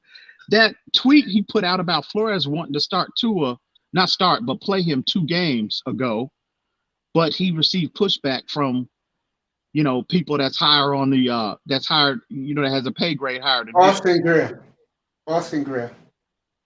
So what do y'all think about that? That is, to me, I think it's encouraging, because that kind of distinguishes this narrative about Tua only grasping 40% to this point, only 40% of the playbook. Oh, you mean the player that told Omar Kelly that the other day? Yeah. So the fact that Flores, if that report is accurate, Flores, I would think, if Flores is entertaining the prospect, the possibility of playing him, I would think Tua is a little further along in the further along in terms of his grasp and his understanding of the playbook than what was previously reported, in my opinion. If that is true, then I'm gonna let Big Time give his 2 cents. If that is true, then maybe we'll see Tua against the 2 home games against the LA teams. And I think because the governor said that let 65,000 in. I think the Dolphins would get 50,000 for back-to-back Tua home games. You agree with that, Big Time? Oh, for sure. I'm looking at this Texas Longhorn game right now. Most of the fans in the stands are not wearing masks, and they're right next to each other. Looking at it right here. So EM, when you sit there and you said that about that tweet, was the tweeter sitting there stating that Flores was actually thinking about starting him, or were they saying that he was actually going to be out there kind of like running a few plays like Jalen Hurts? Well, that's where it was left open for interpretation. He didn't Yep. specify. Yeah. So, but just playing him alone, you know what I mean? I mean, that's No. encouraging from No. a Yeah, you're health right. You're right. Yeah. I from a believe if that is really the truth, you'll see him for the 2 home games against LA, and I think they will try and get as many people for those games. And trust me, they'll get 50,000 for both games. Now that the Oh yeah. governor said that he wants 65,000 at Dolphin Stadium every week, I get the feeling if he announces after the Arizona game that Tua will play the 2 home games, uh, then they'll get 50,000 both games. Mhm. Yeah, I mean, you know, I'm not, if I was in Florida, I'm not going to be a fan in the You're, stands. you're not. I'm not, staying I'm my not doing that. sexy ass right here and watching. I'm not fooling with this COVID-19 stuff, bro. I know, people close to my family that have lost family members. They're no longer here anymore, and to COVID-19. So I know firsthand, just how serious this issue is. Hey, whatever your opinion is, that's relative to you. I'm just saying, me personally, you won't see me any kind of when we do go out to, like, dinner or something like that. It's always at venues that have patios, and they're good at the social distancing aspect, the seating aspect of their respective businesses. But you won't see me there. But anyway, with that being said, hey, to his box office, one thing we can say, since we were saying that before the draft, but once we selected him, you saw how business picked up, not just local, but nationally, globally. So he's box office, and and I know Stephen Ross, he's loving that aspect of it, because he just increased, uh, jersey sales, all kind of, all the Dolphin paraphernalia, went up like 50%. So to his box office, people want to see him. I want to see him, but I just want it to be, I just want his health, because I'm not worried about his aptitude. I'm not worried about his retention and then ultimately application of the offense. I'm not worried about that. It's more health based with me. So if they deem him healthy and they opt to, they think he's as healthy as he's gonna possibly be, get him in there and see what we have. Because I think, this kid's ability, once he gets, and I'll say this again, once he completely acclimates to everything that comes with the NFL game, the speed, obviously the playbook, the different defenses, et cetera, that opposing teams have to offer at offenses. Once he acclimates and his natural ability takes over, I think we truly have something special here. I'm on record of saying that, and I'm going to say that until proven otherwise. But I just want it to be the best, the best situation for him, just like any player. You know what I mean? It's not relative to Tua, but Raekwon Davis of the world, I want his situation relative to his position. I want that to be the best, situation for him. So that applies to any player, not just Tua, talking about Loa. But it looks like, the way things are, it looks like it could be sooner rather than later, man. And I think so too. Yeah, it's coming. I think, and you have to. At the end of the day, if you're not in a serious playoff contention, now again, we could go on a roll like we did last year. You know what I mean? We could do that, but barring anything, anything that falls short of that, I think we're going to see Tua, sooner rather than later, bro. Yeah, I can easily see that. Yeah, I can. Very big time. I think that narrative that you brought up, Em, is a great example. I'm kind of surprised I haven't heard that narrative, earlier on, because we've had opportunities with him, with Tua, that he could come in kind of like Jalen Hurts and throw up, and do a few packages. And I think that's why many of these fans are upset, because they've had many of opportunities to put him in there, and see him out there just to do a few packages like that, which then, in a sense, wondering why they haven't done that in question would debunk anything like that. It's truly a question of, that if you're having that opportunity. But everything you said, man, I totally agree. And me sitting there saying anything else would be disrespectful. But here's the thing that I have a problem with, and anything else is, what I get tired of is a journeyman quarterback type of narrative, and it gets tiresome after a while when you hear a quarterback, everybody talking about, well, he's just a journeyman quarterback, blah blah blah, or whatever. But when is that narrative going to end? Because a journeyman quarterback is nothing but a backup quarterback that's been to many teams. And what quarterback that's not a backup doesn't, in some point in time in their career, if you're just a backup quarterback, go to another team, then that means they're a journeyman quarterback too. So what's their point in a journeyman quarterback? I mean, I just sit there and say, get over the journeyman quarterback part of it. And this is the guy that was going to give us the opportunity to win now. And unfortunately, we've had opportunities we haven't gotten, and we haven't been able to, to be successful in this situation. We'll see in a few more games if it happens or if it doesn't. If it happens, then we might not see Tua until a little bit later. If it doesn't happen and we're still in the games and we're not winning and we're still there and being competitive, we're going to see Tua a little bit earlier than we probably think. But stop throwing this narrative of journeyman quarterback. You might as well just, he's a backup quarterback. He is what he is. I don't get it. I don't get that part of it at all. EM left the room. I know what you're saying, bro. You're just tired of seeing number 14 back there.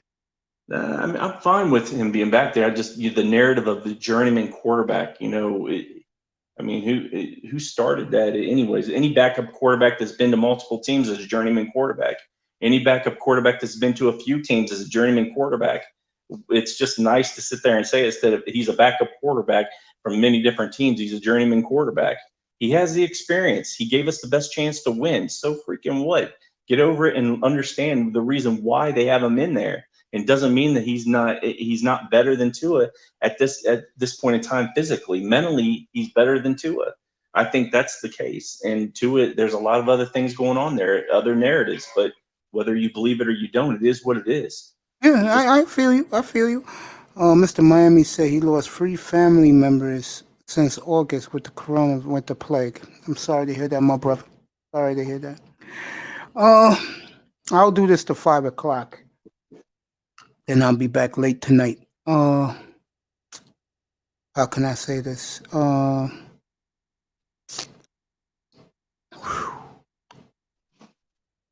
agree with what both of you are saying. So don't think I got my own arrogant way of thinking. I just feel to me that they better start winning some games quickly with that journeyman at quarterback. I mean, it's no excuses. There's no pass rush in San Francisco. There's no pass rush in Denver. I mean, he should have all day to throw. You agree with that? If you think that Seattle had a bad defense and San Francisco is worse or better than Seattle? Oh, it's much better. But I think that I still don't see that quarterback getting touched again. They're gonna bring a lot of heat. I'm guaranteeing you that, and I think that of course they are. It's Shanahan. I agree with you. And I think they'll mix it up, and they're gonna control the clock probably better than Seattle did. So it's gonna be a long day. I don't think it's gonna be a high. Oh yeah, I do too. I think that running game's gonna be cooking for Frisco tomorrow. I really do. I think it's gonna be a low scoring game again. I think Miami is gonna pull it out though, but they're gonna have to play a game that with the least mistakes possible, and then every time they have the ball, they're gonna have to score, and they're gonna have to score some touchdowns. So, and that's obvious. There's nothing not obvious that I'm not saying. So, but yeah, you're right. They're gonna have to honestly. They're gonna have to outplay themselves from where they've been the last 4 games. They're gonna have to show intensity with the San Francisco team. If they show any type of push around or where they're being pushed around by the San Francisco team, this game's already done before it starts. I agree with that. Now let's get back to the logo, Mace, because you had a cheap shot at me just a minute ago saying that you didn't like my logo. Oh, I did not say that. I said I like your. No, I said. Also, Mace, let's throw out. I like your logo. I said I like yours. Let's throw out the narrative that you sat there and said, talking about big time. I kind of agree with him, but you know what? let's just get to you, EM. So it was funny. Oh, You don't like my logo, Mace. You don't I like my do like that logo? logo. I said it looks nice. Yes, I did. You could look back at the tape. I said, yo, the logo looks nice with the way the helmet is. I'm playing with you, man. I'm giving you a hard time. All right, I'm giving you a hard time. I appreciate that, man, because when you're my guys, I was saying this in Platinum's room this morning. When you're my guys, you're my guys. If you're not, you're not. That's just the way it is. You are my guys. It's like I told those guys in the room the other night. Yo, what's up with this dude big time, man? How come he gets up in your plumbing? Because you guys ain't there. He hits every night. I don't want anybody to. No, those guys are not coming in here anyway. Don't even worry about it. Those guys ain't coming in here. If they would have been here every night like the rest of you guys, man. That's what me and Platinum was talking about this morning. I don't want to take anything away from your stream, man. I mean, because I'm here for a reason. I'm here because I enjoy being on your stream. Even if I wasn't in here, as in talking with you, I still enjoy it. As you can see, that sometimes I'm just listening to y'all, trying to understand. But you still, you have a place up here. That's the point. You have a place up here. If that's taken away from your stream and the individual that's taken away from my stream, bro. It's like I said to Platinum this morning. You either here or you're not. You're not here. Trust me, you're not gonna get any favoritisms, unless I want you to be here. Like EM, I like his knowledge, and even though he left, we didn't talk about the draft today. Yeah. But it's too early right now. Let's give the Dolphins a chance to bake the cake. Especially if number one is in there. If number one's playing, then we have to hold off on everything. See how he does, how the offensive line's protecting him and everything. But I do believe if they sit him out the whole year and get what he needs in next year's draft and free agency, he's going to be fine next year. And ESPN's going to be all over him, bro, in love with this guy. Yeah, they love him. ESPN loves them some Tua Tagovailoa, boy.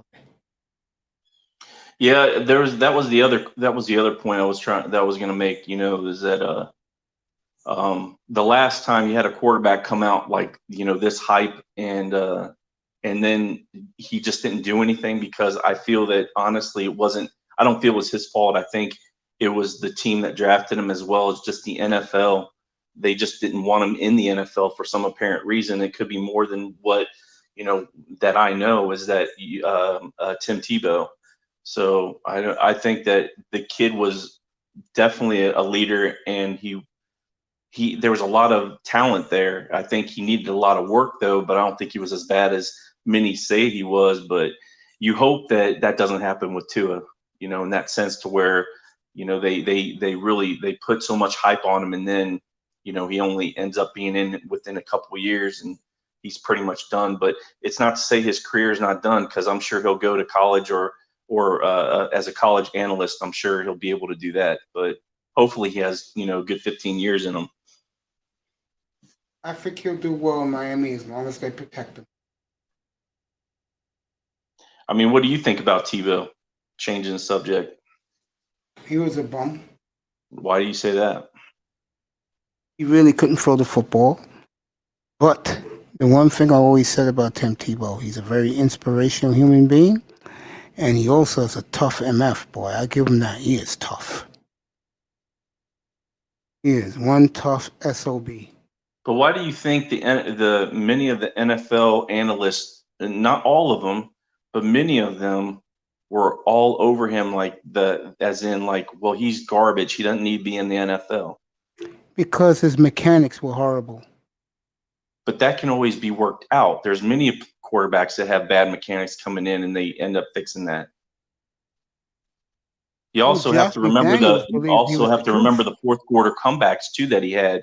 Do you notice that if you watch those games in his rookie year, just tell me something, because I'm missing something. Tell me something. Why was it that the first 3 quarters they ran something like just basic, nothing, just running ball, nothing too heavy, and then in the fourth quarter when they were down, and the Denver Broncos were down, but they kept them in the game, and within like 8 to 10 minutes left, they finally let the kid go, and then he was just balling all the time, and he'd come back and win games.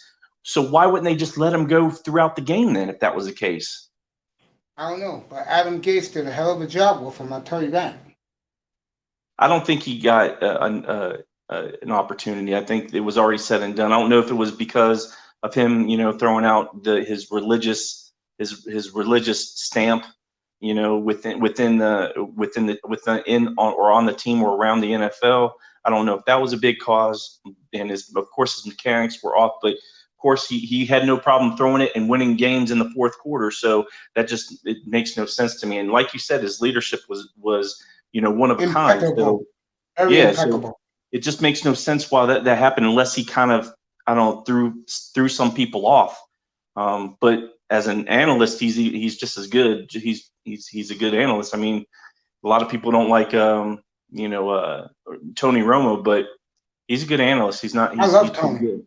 I'm a big fan of Tony Romo's. Yeah, I like Romo. I like Romo too. But yeah. I'm a big fan of Tony. So what did you think about that game last night, Mace? I was very happy for the Miami Heat. I know you were. I gave you guys the play-by-play for the last 6 minutes. I was very happy. I was watching it myself as well. Lakers.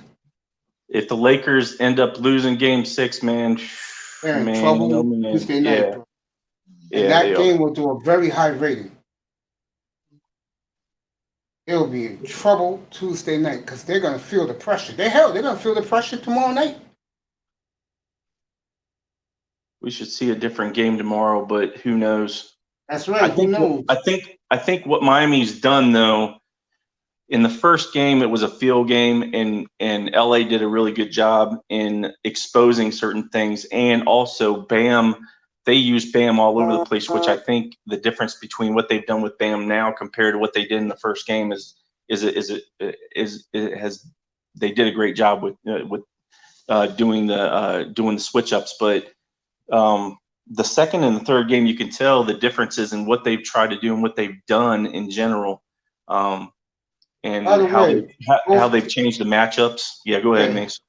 Both teams have missed game-winning field goals between Oklahoma and Texas. I see that. But I think that both teams. I think Miami's done a great job in the mismatches and creating and fixing the issues that they've had in every single game.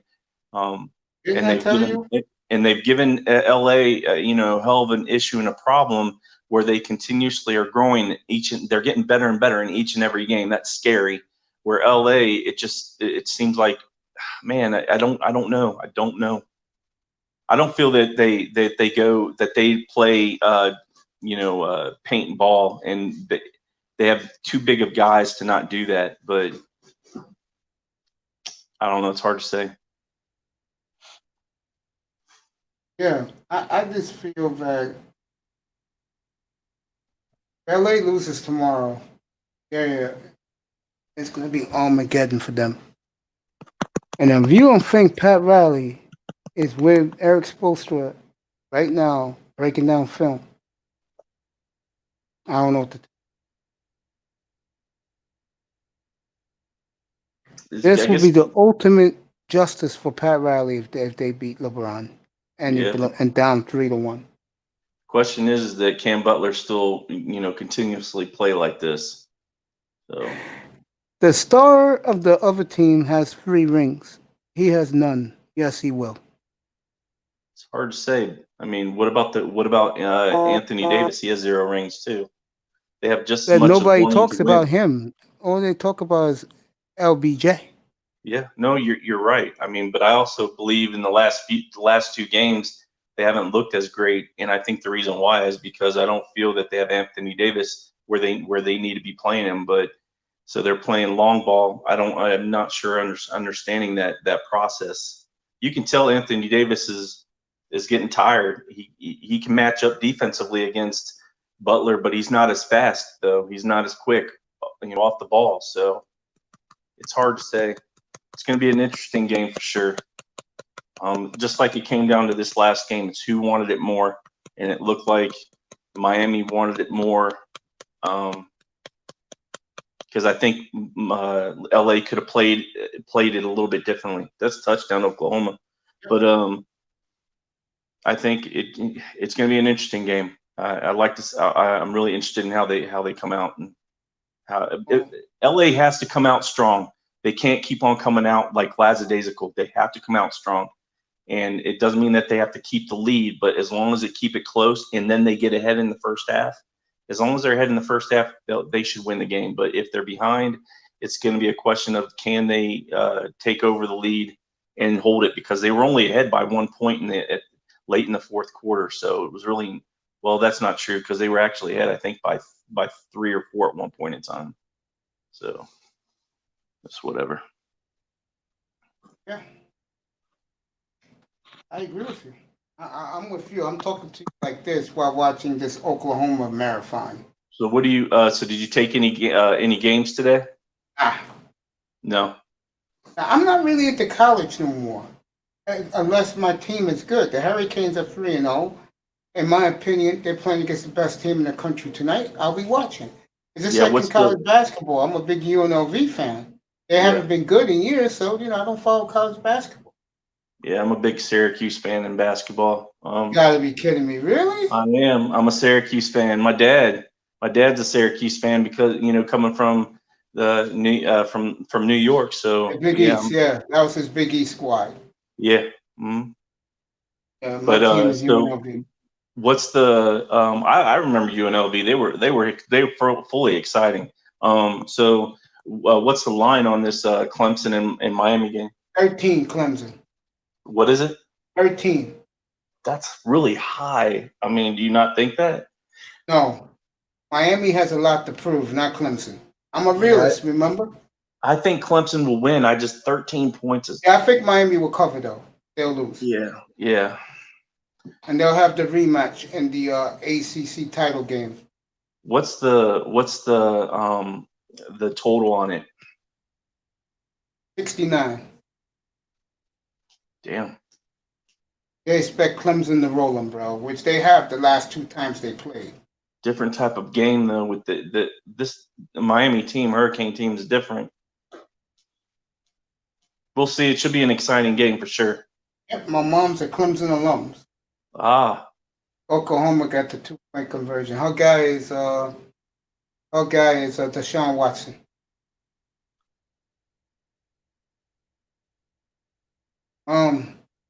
Likes 3 guys. Her 3 guys is Watson, Mahomes, loves Patrick Mahomes. Her number 1 guy is Russell. My mother loves her some Russell, boy. Just like I do too. Well, Mom stay at my house sometimes. I stay at her house sometimes. Tomorrow night I will be here. After I'm gonna do the show to 4 o'clock tomorrow. You think that's good? Yeah, I don't see why not. Yeah. Because the game starts at 4 o'clock. Oh, does it? Yeah, it's West Garrett's Frisco, so it's 4 o'clock our time. Yeah.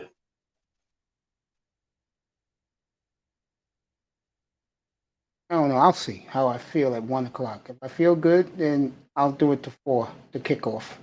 Yeah, don't push yourself, man. I mean, because I love doing the pregame shows, man. I love it every Sunday morning at 11 o'clock. Come in here, click on the roadcaster, pop it up, fire it up, and we're ready to rock the pregame, bro. Yeah. I haven't been more excited last weekend, man. You don't know how excited I was to see the Dolphins compete. And we all know what happened. That really hurt me, man. I mean, I would have gave them an excuse big time if I saw grass stains on that man's uniform. I saw crystal clean, bro. That shit pissed me the hell off. I saw the replay the other night on NFL Network. They showed the entire game. That idiot wasn't touched. And the 2 guys who got half a sack on them, they were celebrating because they were 2 no-names. Yeah. That's how pathetic the Seahawk off defensive line is. And I said, you was right. Blame it on Chan Gailey and blame it on the quarterback. Nobody else. Nobody else. Shit. 2-2 going to Frisco. I would have took a split to go 3-3 coming home for the 2 LA teams. Now, bro, all bets are off. But let me say this, and this will make you happy. If they do play Tua against the two LA teams at home, to me, all bets are off. Let him get his feet wet. Let him play the last 10 games. Let's see what he got. You agree with that? Depending on what happens in the next few games, yeah. I agree with that. Depending on what happens in the next few games. We'll see. Yeah. The future is only going to tell. We don't know. Like, it's the beautiful thing. My brother said, God bless his soul. He always used to say, expect the unexpected. We don't know. Yeah. I'll tell you one thing. I know you're not going to be happy if they win these next two games with the journeyman at quarterback. And he wins us the games. You're not going to be happy at all. Be honest. You're not going to be happy. Here we go with the journeyman stuff. No, I'm I done with mean, him too, bro. Yeah, seriously, I'm well, I done mean, with just him. journeyman. I just think it's a funny little nickname that He's a somebody trip, made up boy. with. Well, where's your family at, Ryan? Where's your But family at, Fritz? Yeah, my family's in Arizona. yeah.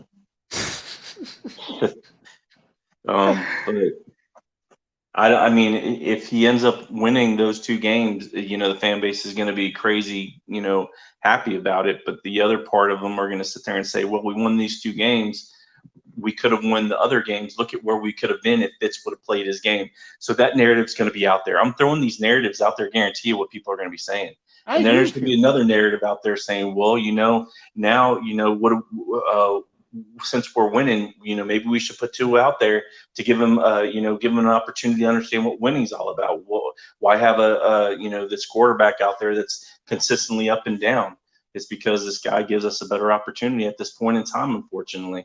There's a lot of things that you have to look at, that the reason why things have happened the way they have. But again, it is what it is. You're going to keep with your narrative. Others are going to keep with theirs. Believe me, there's going to be some new narratives coming out if we win these two games. So. Oh yeah. And what you said about we could have won the other games, that's not going to be one of them. I promise you. I'm going to tell you what it is. There are going to be a lot of Tua fans going to get pissed off because they say, now we're not going to see him. He win these two games, and he's the reason, big time. I hate to say it to you, you're not going to see Tua at all. I have no problem with that, Mace, at all. I'd rather not see him for the whole year. And my personal opinion in the beginning, I don't want to regurgitate what EM said, because it was everything he said was spot on. Just the way I look at it too, is that I don't think that the Miami organization as well as Flores had any thought process of putting the kid in at this point in time, as well as maybe the whole year, So they had pretty much thought that he was going to probably sit for the whole year and learn and get NFL strong and ready. My thing is that still in the back of your mind, unfortunately, I have to say this, there's truth to it. You have to sit there and think, because of the fact of his injury, which was a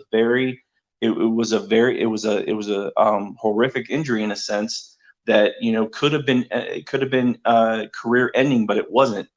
And it still has to be in the back of everybody's mind that how well is he going to do when he gets out there? Is he going to play the same? Because the narrative out there is basically the reason why he's not playing is because he's not physically the same as he was when he was playing before he got injured.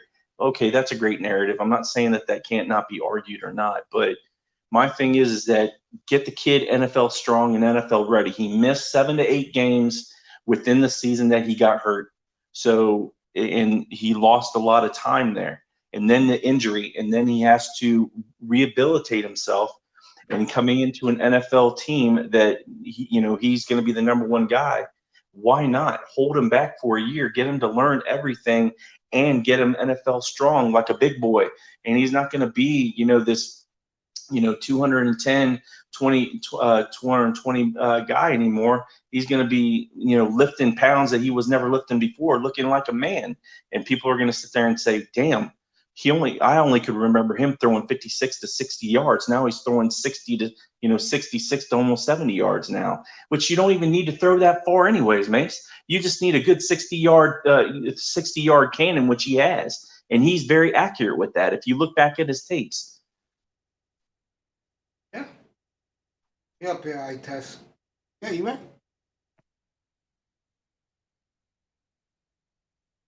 Big time. You there?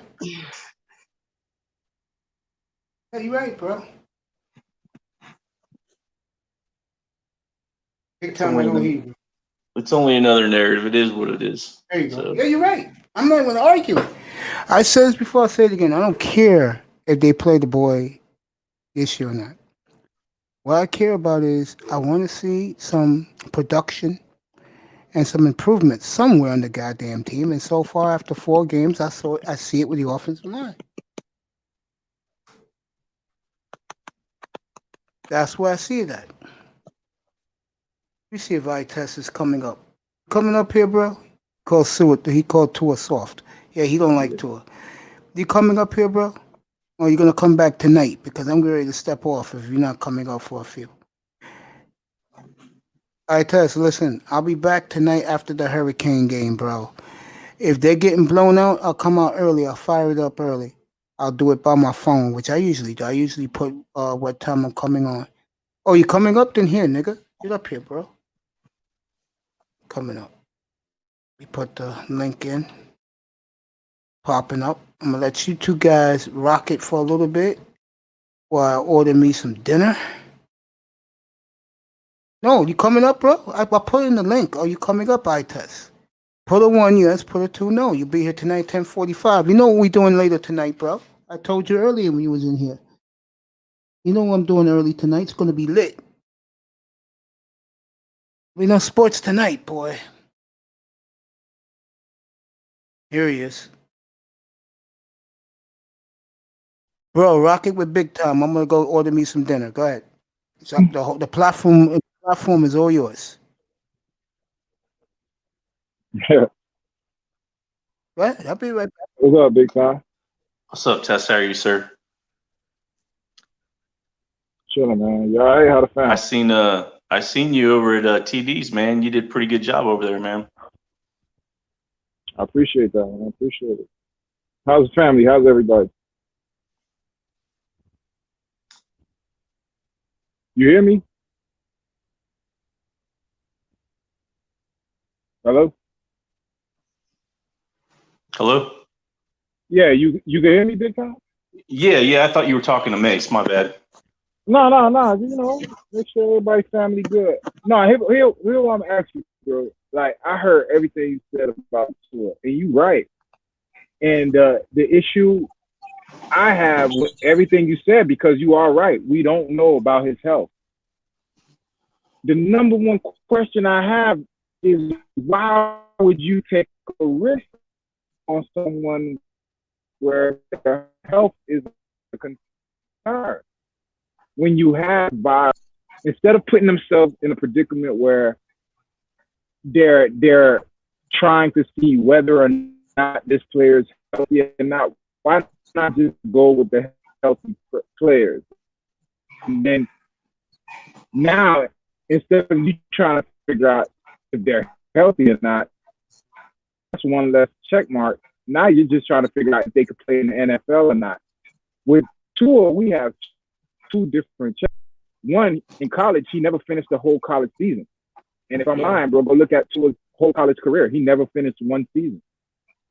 Two, he was surrounded by nothing but 5-star players. You don't get that in the NFL. Look at Joe Burrow. Joe Burrow looks like a number 1 overall prospect to you? No, because at the end of the day, he had Justin Jefferson, Clyde Edwards-Helaire, the best offensive line in the country, the best, almost the top 5 defense in the country. So now he's playing quarterback, bro, because not every quarterback steps into a system where everything is laid out. You feel me? Not every quarterback gets a team like, inherits a team like Dak Prescott or Pat Mahomes, where everything is in place and all you have to do is play quarterback.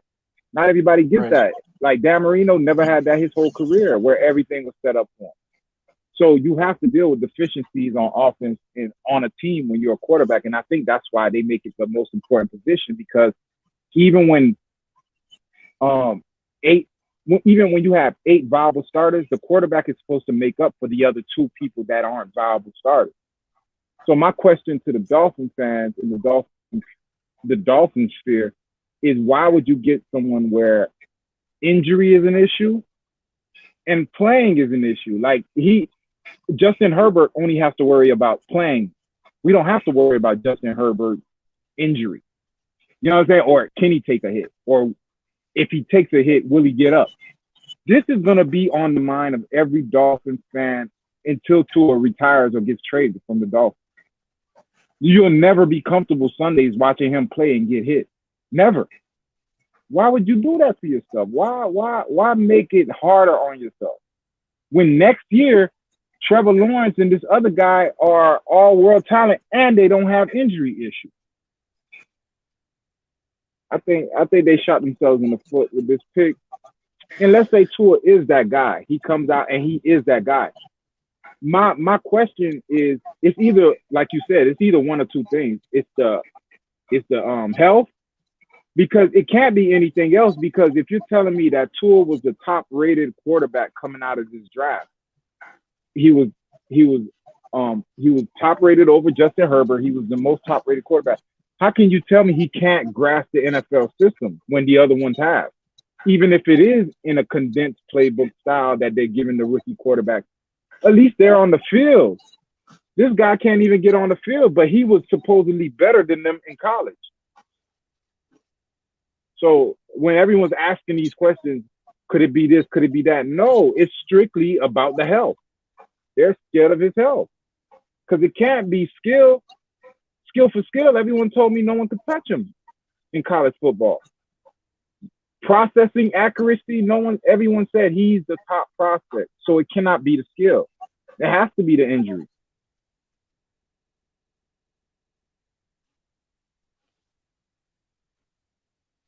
I don't know if you agree or not. I know you looking. No, I mean, I think what you're saying is spot on for that narrative. I'm not disagreeing with you on that. There is that part of it where people are there has to be something there, of course, that that when you're looking at it, that's a part of it. For an organization as big as the Dolphins or any organization, that has to be in the back of your mind, even when you're drafting, even before you draft a kid or you're wanting to draft a kid like that, why they drafted him, and sitting there stating, you know what, he's worked hard, he's done his due diligence, we've looked at him, we physically looked at him, everything comes back okay, but still in the back of your mind, you don't know fully until he gets on that playing field, unless you've seen something, during practices before they started, before with the small training camp that they had. I don't believe that they were going to even start him this year anyways. I'll be honest with you. That was just my opinion. They come in with a thought process, like Ian said. They come in with a thought process with a quarterback like Fitzpatrick. He was winning last year. He comes in, he wins this year. I think the narrative changed when you go 1-3 and you have an opportunity to win, and you're not seeing those wins that are very close. And the defense is not sincerely that far off. They've just made some bad, some rookies being out there making bad reads. Defensively, I think we've gotten better in the last 3 or 4 games. Rush-wise, if you look at it, the numbers are lower. But again, if we can't put it all together, then what's the point of having Fitzpatrick out there, right?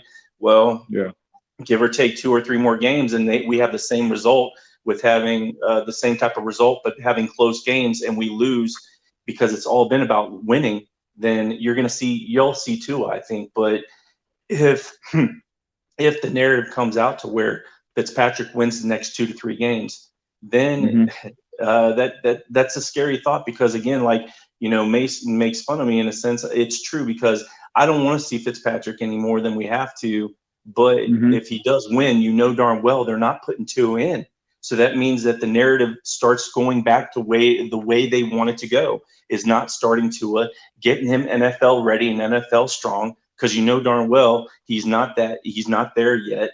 Again, I don't know if I don't want to put the speculation that it's because of his injury, but again, like you said, in the back of their minds, there has to be something there that, it has to do with his injury, because they haven't seen anything yet. I don't want to put that fully on there. So to the answer of like, why they would draft a kid like this is that, if unless they didn't feel that they've seen anything in Herbert or any other quarterback, and they've seen still more promise out of Tua, that's the reason why they picked him. The thing is, even if they didn't pick, if going into next year, and let's say Fitzpatrick's doing exactly what Miami thought that they would do, is actually be in contention of a playoff berth or the last 2 playoff berths within the NFL, then we wouldn't even have a chance at Trevor Lawrence. So I think that narrative kind of throws itself out there. I think it's already said and gone, unless we lose the rest of the way and Fitzpatrick loses, the next 2 or 3 games. We'll see Tua. And do you think he's going to win more than, the rest of the way? No, there's no way he's going to win the rest of the way. Will he win 2 to 3? I'd say 2 to 3 at the most, maybe more, but I think 2 or 3 at the most. The question is, out of those 2 or 3 games that he wins, if it goes this way, and if the narrative goes that, then the question is how does he look with the games that he lost? How did he look with the games that he won? If he looks good and we stay within contention with all those games that he won and lost, we have our future quarterback. If he doesn't, then there's the question of hopefully we don't have a Rosen. But I think that's the other thing is that I think they really made a bad choice in picking up Rosen from Arizona, because now you're looking at it, this kid, if they didn't pick up Rosen at all, maybe we wouldn't end up looking at it that way. Now we're looking at a guy like Rosen that just looks absolutely horrible and hideous. And then you're sitting there going, do we have another Rosen in our hands? I think that scares the fan base. I think we just need more guys. But yeah, go ahead. I'm sorry. Nah, think about it. You made a great point. You remember the year Rosen and what's the name were coming out. Miami Dolphins was in the running to get Rosen as a first round quarterback. Remember that year? Yeah. Everyone was enamored with Rosen and Josh Rosen and Sam Darnold. They were saying, yo, these quarterbacks, they had Aaron Rodgers talking to Josh Rosen, calling him an accurate quarterback. So imagine if Miami had drafted Josh Rosen. Yeah. You feel me? And then we seen what happened with him. Now let's go to your point. If we don't see Tua this year and we have a Josh Rosen on our team, you know how that hurts your team this year, because you didn't find it out this year and you missed out on a crop of quarterbacks next year. Yeah. And then your journeyman quarterback won you meaningless games that knocked you out of contention to get those top quarterbacks. You see how much shit could get fucked up if the Dolphins just don't do a few things? Bro, take Fitzpatrick out. See what you have in Tua as far as playing-wise and health-wise. You have to find that out this year. You have to figure out if this guy is not let's say Tua is healthy. Let's say he can play. Now, we need to figure out if he's a franchise quarterback. What goes into being a franchise quarterback is the enormity of the situation, because expectations are the whole franchise is put on your back. Not everybody could withstand that. Not everybody could handle expectations. Fitzpatrick, when is he good? When there's no expectations. When you don't care what Fitzpatrick's doing, when you expect him to play horribly, he plays well. He's one of those type of guys. When you don't expect anything out of him, he gives you a great performance. But as soon as you start putting expectations, like the Dolphins were like, Fitzpatrick, he ended the year beautifully last year. So they was expecting him to do something this year. And what happened? Your expectations got met with Fitzpatrick, not Fitzmagic. He's done that I've been watching Fitzpatrick forever, and he does that everywhere he goes.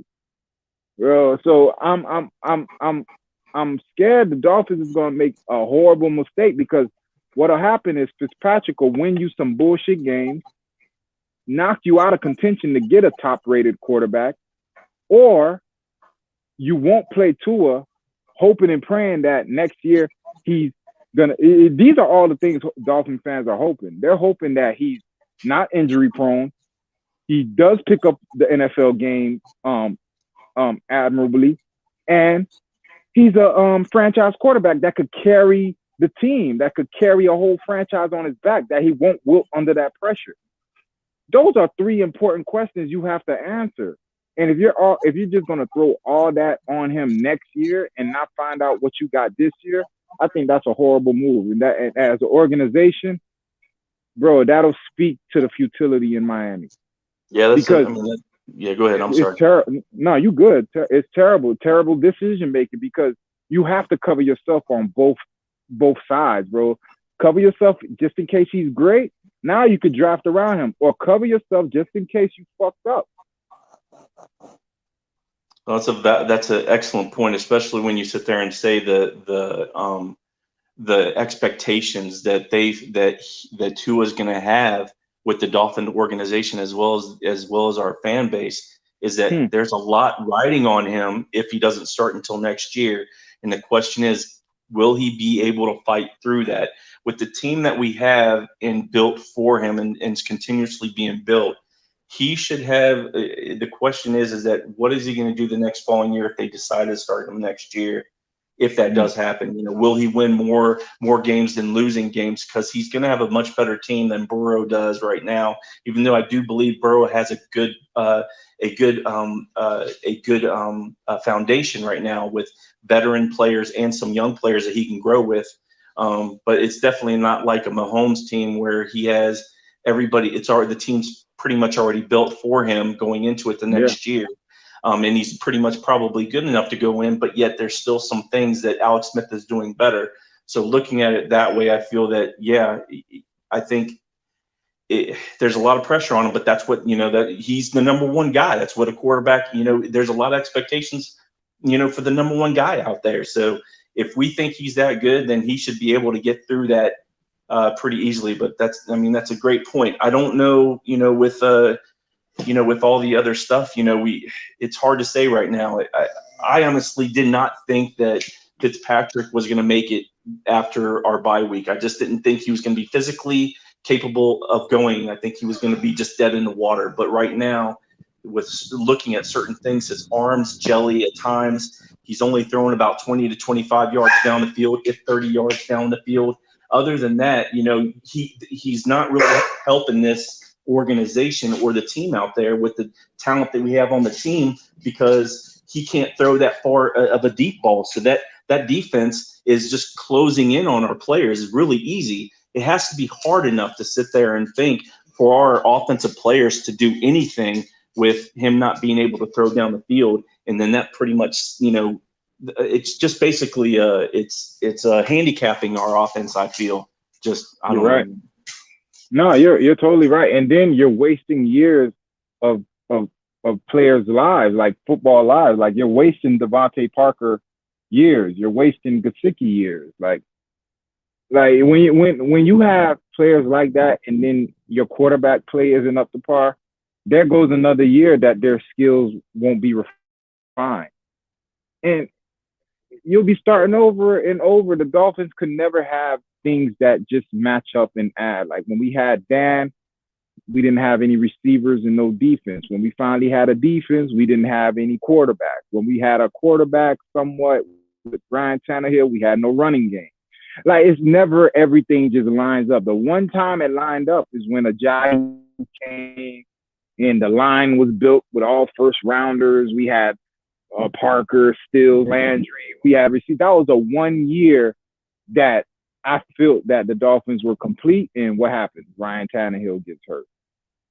So I mean, the organization has been cursed, bro. I really feel like that because you motherfuckers never get it right, and I'm scared, bro. You're wasting. Flores is wasting prime years of these players' talents because if nothing happens this year, this is another wash year. Now next year, Gesicki is going into the year that you're probably wondering if you're going to pay him or not. You've already paid Parker, and I don't know what they're doing with Jakeem Grant. So your offense could start looking different, really different by the time Tua steps in there. Yo. Preston Williams, I ain't gonna lie, maybe it's the ACL injury because it does take a year to recover. But he's not as fast as he was last year. I'm hoping maybe get this year out of the way and then next year he'll come back full speed. But Preston Williams he's not the player he was last year. And Devontae stays hurt. So, bro, you might get Tua, and he might be the guy, and then now you have no weapons around him. You see what I'm saying? Like, bro, it's so many fucked up ways this could go. I've used your narrative and like the having the peanut butter but not the jelly, because No it jelly, bro. is true, man, because we've had like one or the other and we've never been able to get both of them at the same time. And I always thought that was kind of a cute little one-liner, and I brought it up in a couple of panels, and I'm going, it's true to the fact it really is. But you also bring up a valid point that the offense is going to probably look totally different within the year, or actually in 2022, which we were talking about earlier. Is that do you think Parker will be here after 2022? And most likely, because of his age, Ian said most likely he won't be here. We'll probably use him as trade bait and get rid of him. So that means we're going to have a different type of team, and that's going to be built around Tua. It's going to be a totally different looking team, which I could see your point in that. It's a lot of questions. Like for an NFL team, that's a lot of questions to have, especially at the most important position. And remember, we're an organization that's been looking for a quarterback since Dan Marino. We thought we had one since Ryan Tannehill. So you're speaking to either 10 years of fruition or another 10 years of futility. Like, this is what the Dolphins are staring down with this Tua thing. Do you think if it's another 10 years, bro, I seriously think they're gonna sell the team, bro. I don't know if I can handle another 10 years. So I mean, I'm with you. Yeah. Well, Greer won't be here, if that happens, and if he is, then you're shaking your head. But I don't think that'll happen. I think he has just as much time or less time than Flores, and give him 2 years left. I'd say about 2 years. They have in 2022, man, maybe that draft for 2022. So you're looking at maybe 2023 or 2022. They'll be around, I'd say. It's depending on how well everything works, especially if Tua works the way they think he's going to work. So Do you think Parker will be around in 2022? Or do you think they'll get rid of him? No, I agree with you. Everything you said was spot on. He'll be out of here. He'll be gone. He'll be trade bait. What do you think we'll get from him if he stays healthy? I think that's the question. If he stays healthy, Yeah. His stock, like, if you're looking at him now, he's one of the the stat is he has the most yards since week 10, I think, of last year.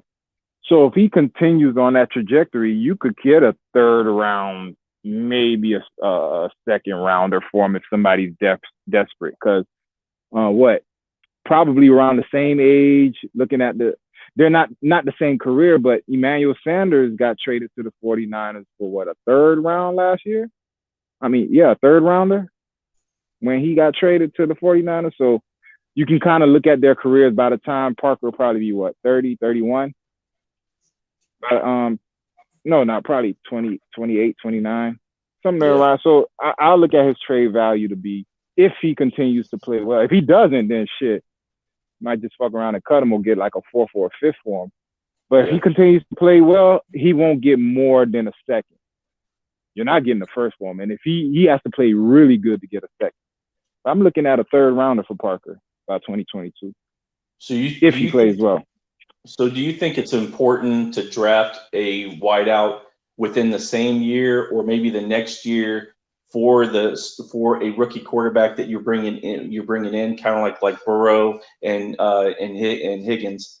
Like, do you believe? And because Cincinnati's done that 3 times already with Palmer, with Dalton, and now with Burrow, and I think that tremendously helps out, especially with the veteran wideouts that they have on the team, which unfortunately Green is at this particular time. So, do you think that helps the growth of the wideout or hurts the growth? No, I think it helps because you grow with your wide receiver. It gives you that familiarity that you can't coach, bro. Like, if I come in with you, they're automatically going to be friends because they're going to be like, yo, I'm a rookie quarterback, you're a rookie receiver. Especially if they're both not playing yet. But if they're top prospects and you can get them in at the same time. Like me, I remember when I was on TD Stream, I didn't want Tua first round, but I did say I'll take a Jalen Hurts and I'll take Jerry Jeudy in the first round. Yeah. Because, you know, they knew each other. They had some familiarity. So I'm with that, drafting a quarterback and his number one target for years to come. And hopefully you keep them together. You feel me? Because I don't think anyone's ever done that. They drafted their first round quarterback and then they drafted their top receiver like right then and there. Hopefully Higgins could turn into that.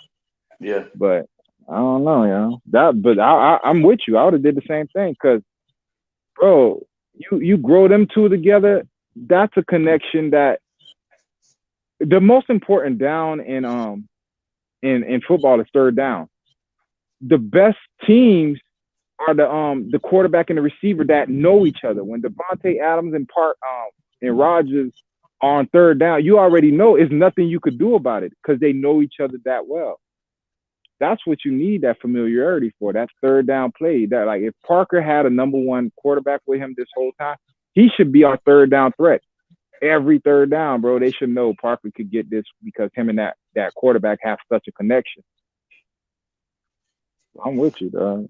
Why do you think players were able to stay with teams a lot longer back then? I'm not counting, of course, the salary cap issues, or maybe that's a big issue or a bigger thing, of course, because I'm a little bit newer to the salary cap, you know, as in understanding that part of it. And TD, you know, really he can speak on that a lot better to where he can he has a better understanding of it. So and you can learn a lot from that, and I've learned a lot from him from that watching his streams. But why do you think that these players, especially let's just say wideouts or some players, don't stay with the teams for a longer time than they did back in the day?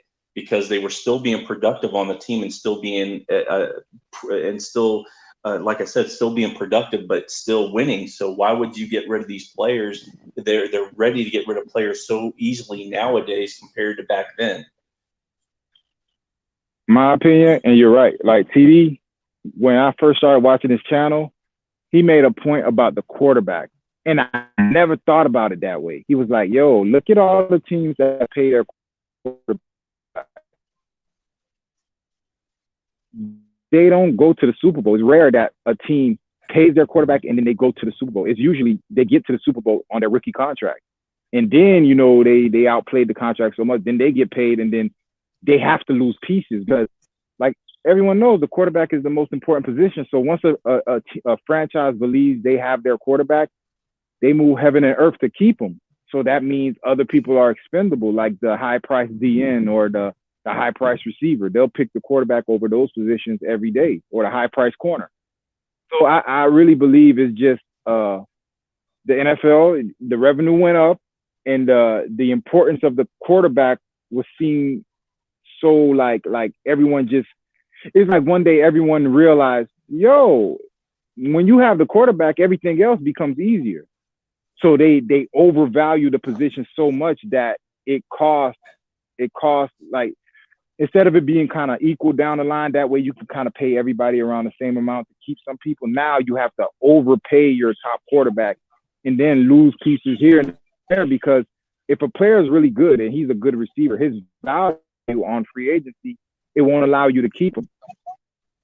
So I really believe it's more business minded nowadays, because it's so much money and everyone overvalues the quarterback. So like I could speak from a receiver standpoint. Like, yeah, he's a great quarterback, but if I don't catch the fucking ball, he ain't shit. You know what I'm saying? So that's why I be kind of like, yo, like, why do they overvalue this guy? Like, yeah, he made a great throw, but if the guy doesn't catch the ball, the great throw means nothing. So football to me, it's a complicated, like, they try to individualize it, but at the end of the day, it's truly a team sport. LeBron could go out there and AD can go out there and dominate all day. But Mahomes and Tyreek Hill can't do it by themselves. They can't. So I don't know, bro. But that's my opinion. I really feel it's the business. They overvalued the quarterback and it made the other position suffer. So everybody else is expendable. You're right. They for sure complement each other. One after one from one to another. they're just as good as the person that's playing the position or the person that's throwing them the ball.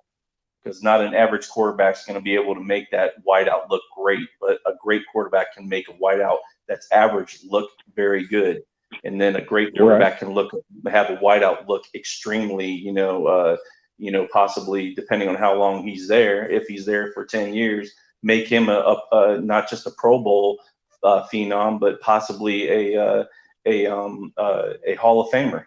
So sure, it goes both ways. Look at what Rice and Montana did, and Young and Rice did. And Rice, yeah. So, I mean, they both complemented each other. Their work ethic was, bar none. So it's like that's what you're getting.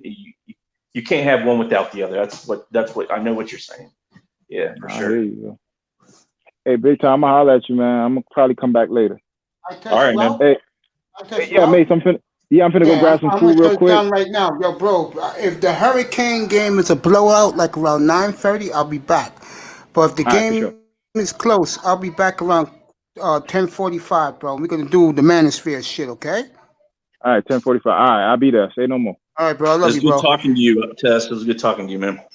All right, bro. Y'all be safe, man. Love y'all. You too, man. Love you too, man. Let me end this right now. First, big time. Final thoughts. Thanks for just having me up here, and go Fins, man. As always, bro. As always.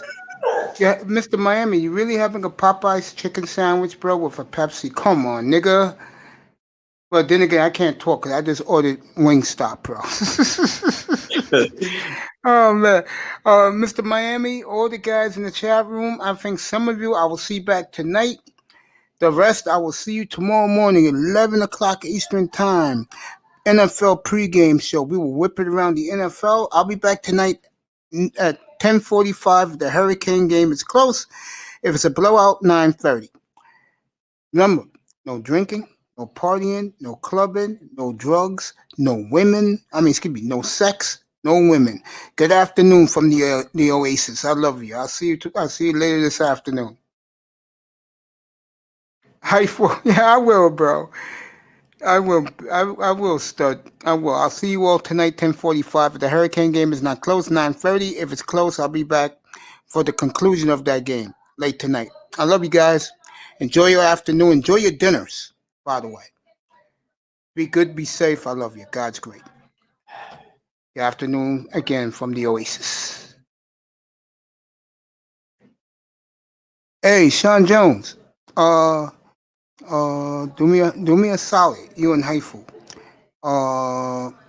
Bring some of the chat room people tomorrow morning for the pregame show. I'm gonna be doing a lot of Dolphins tomorrow. You better believe it.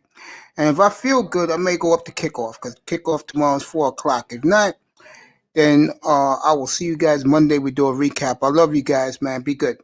Take care, fellas.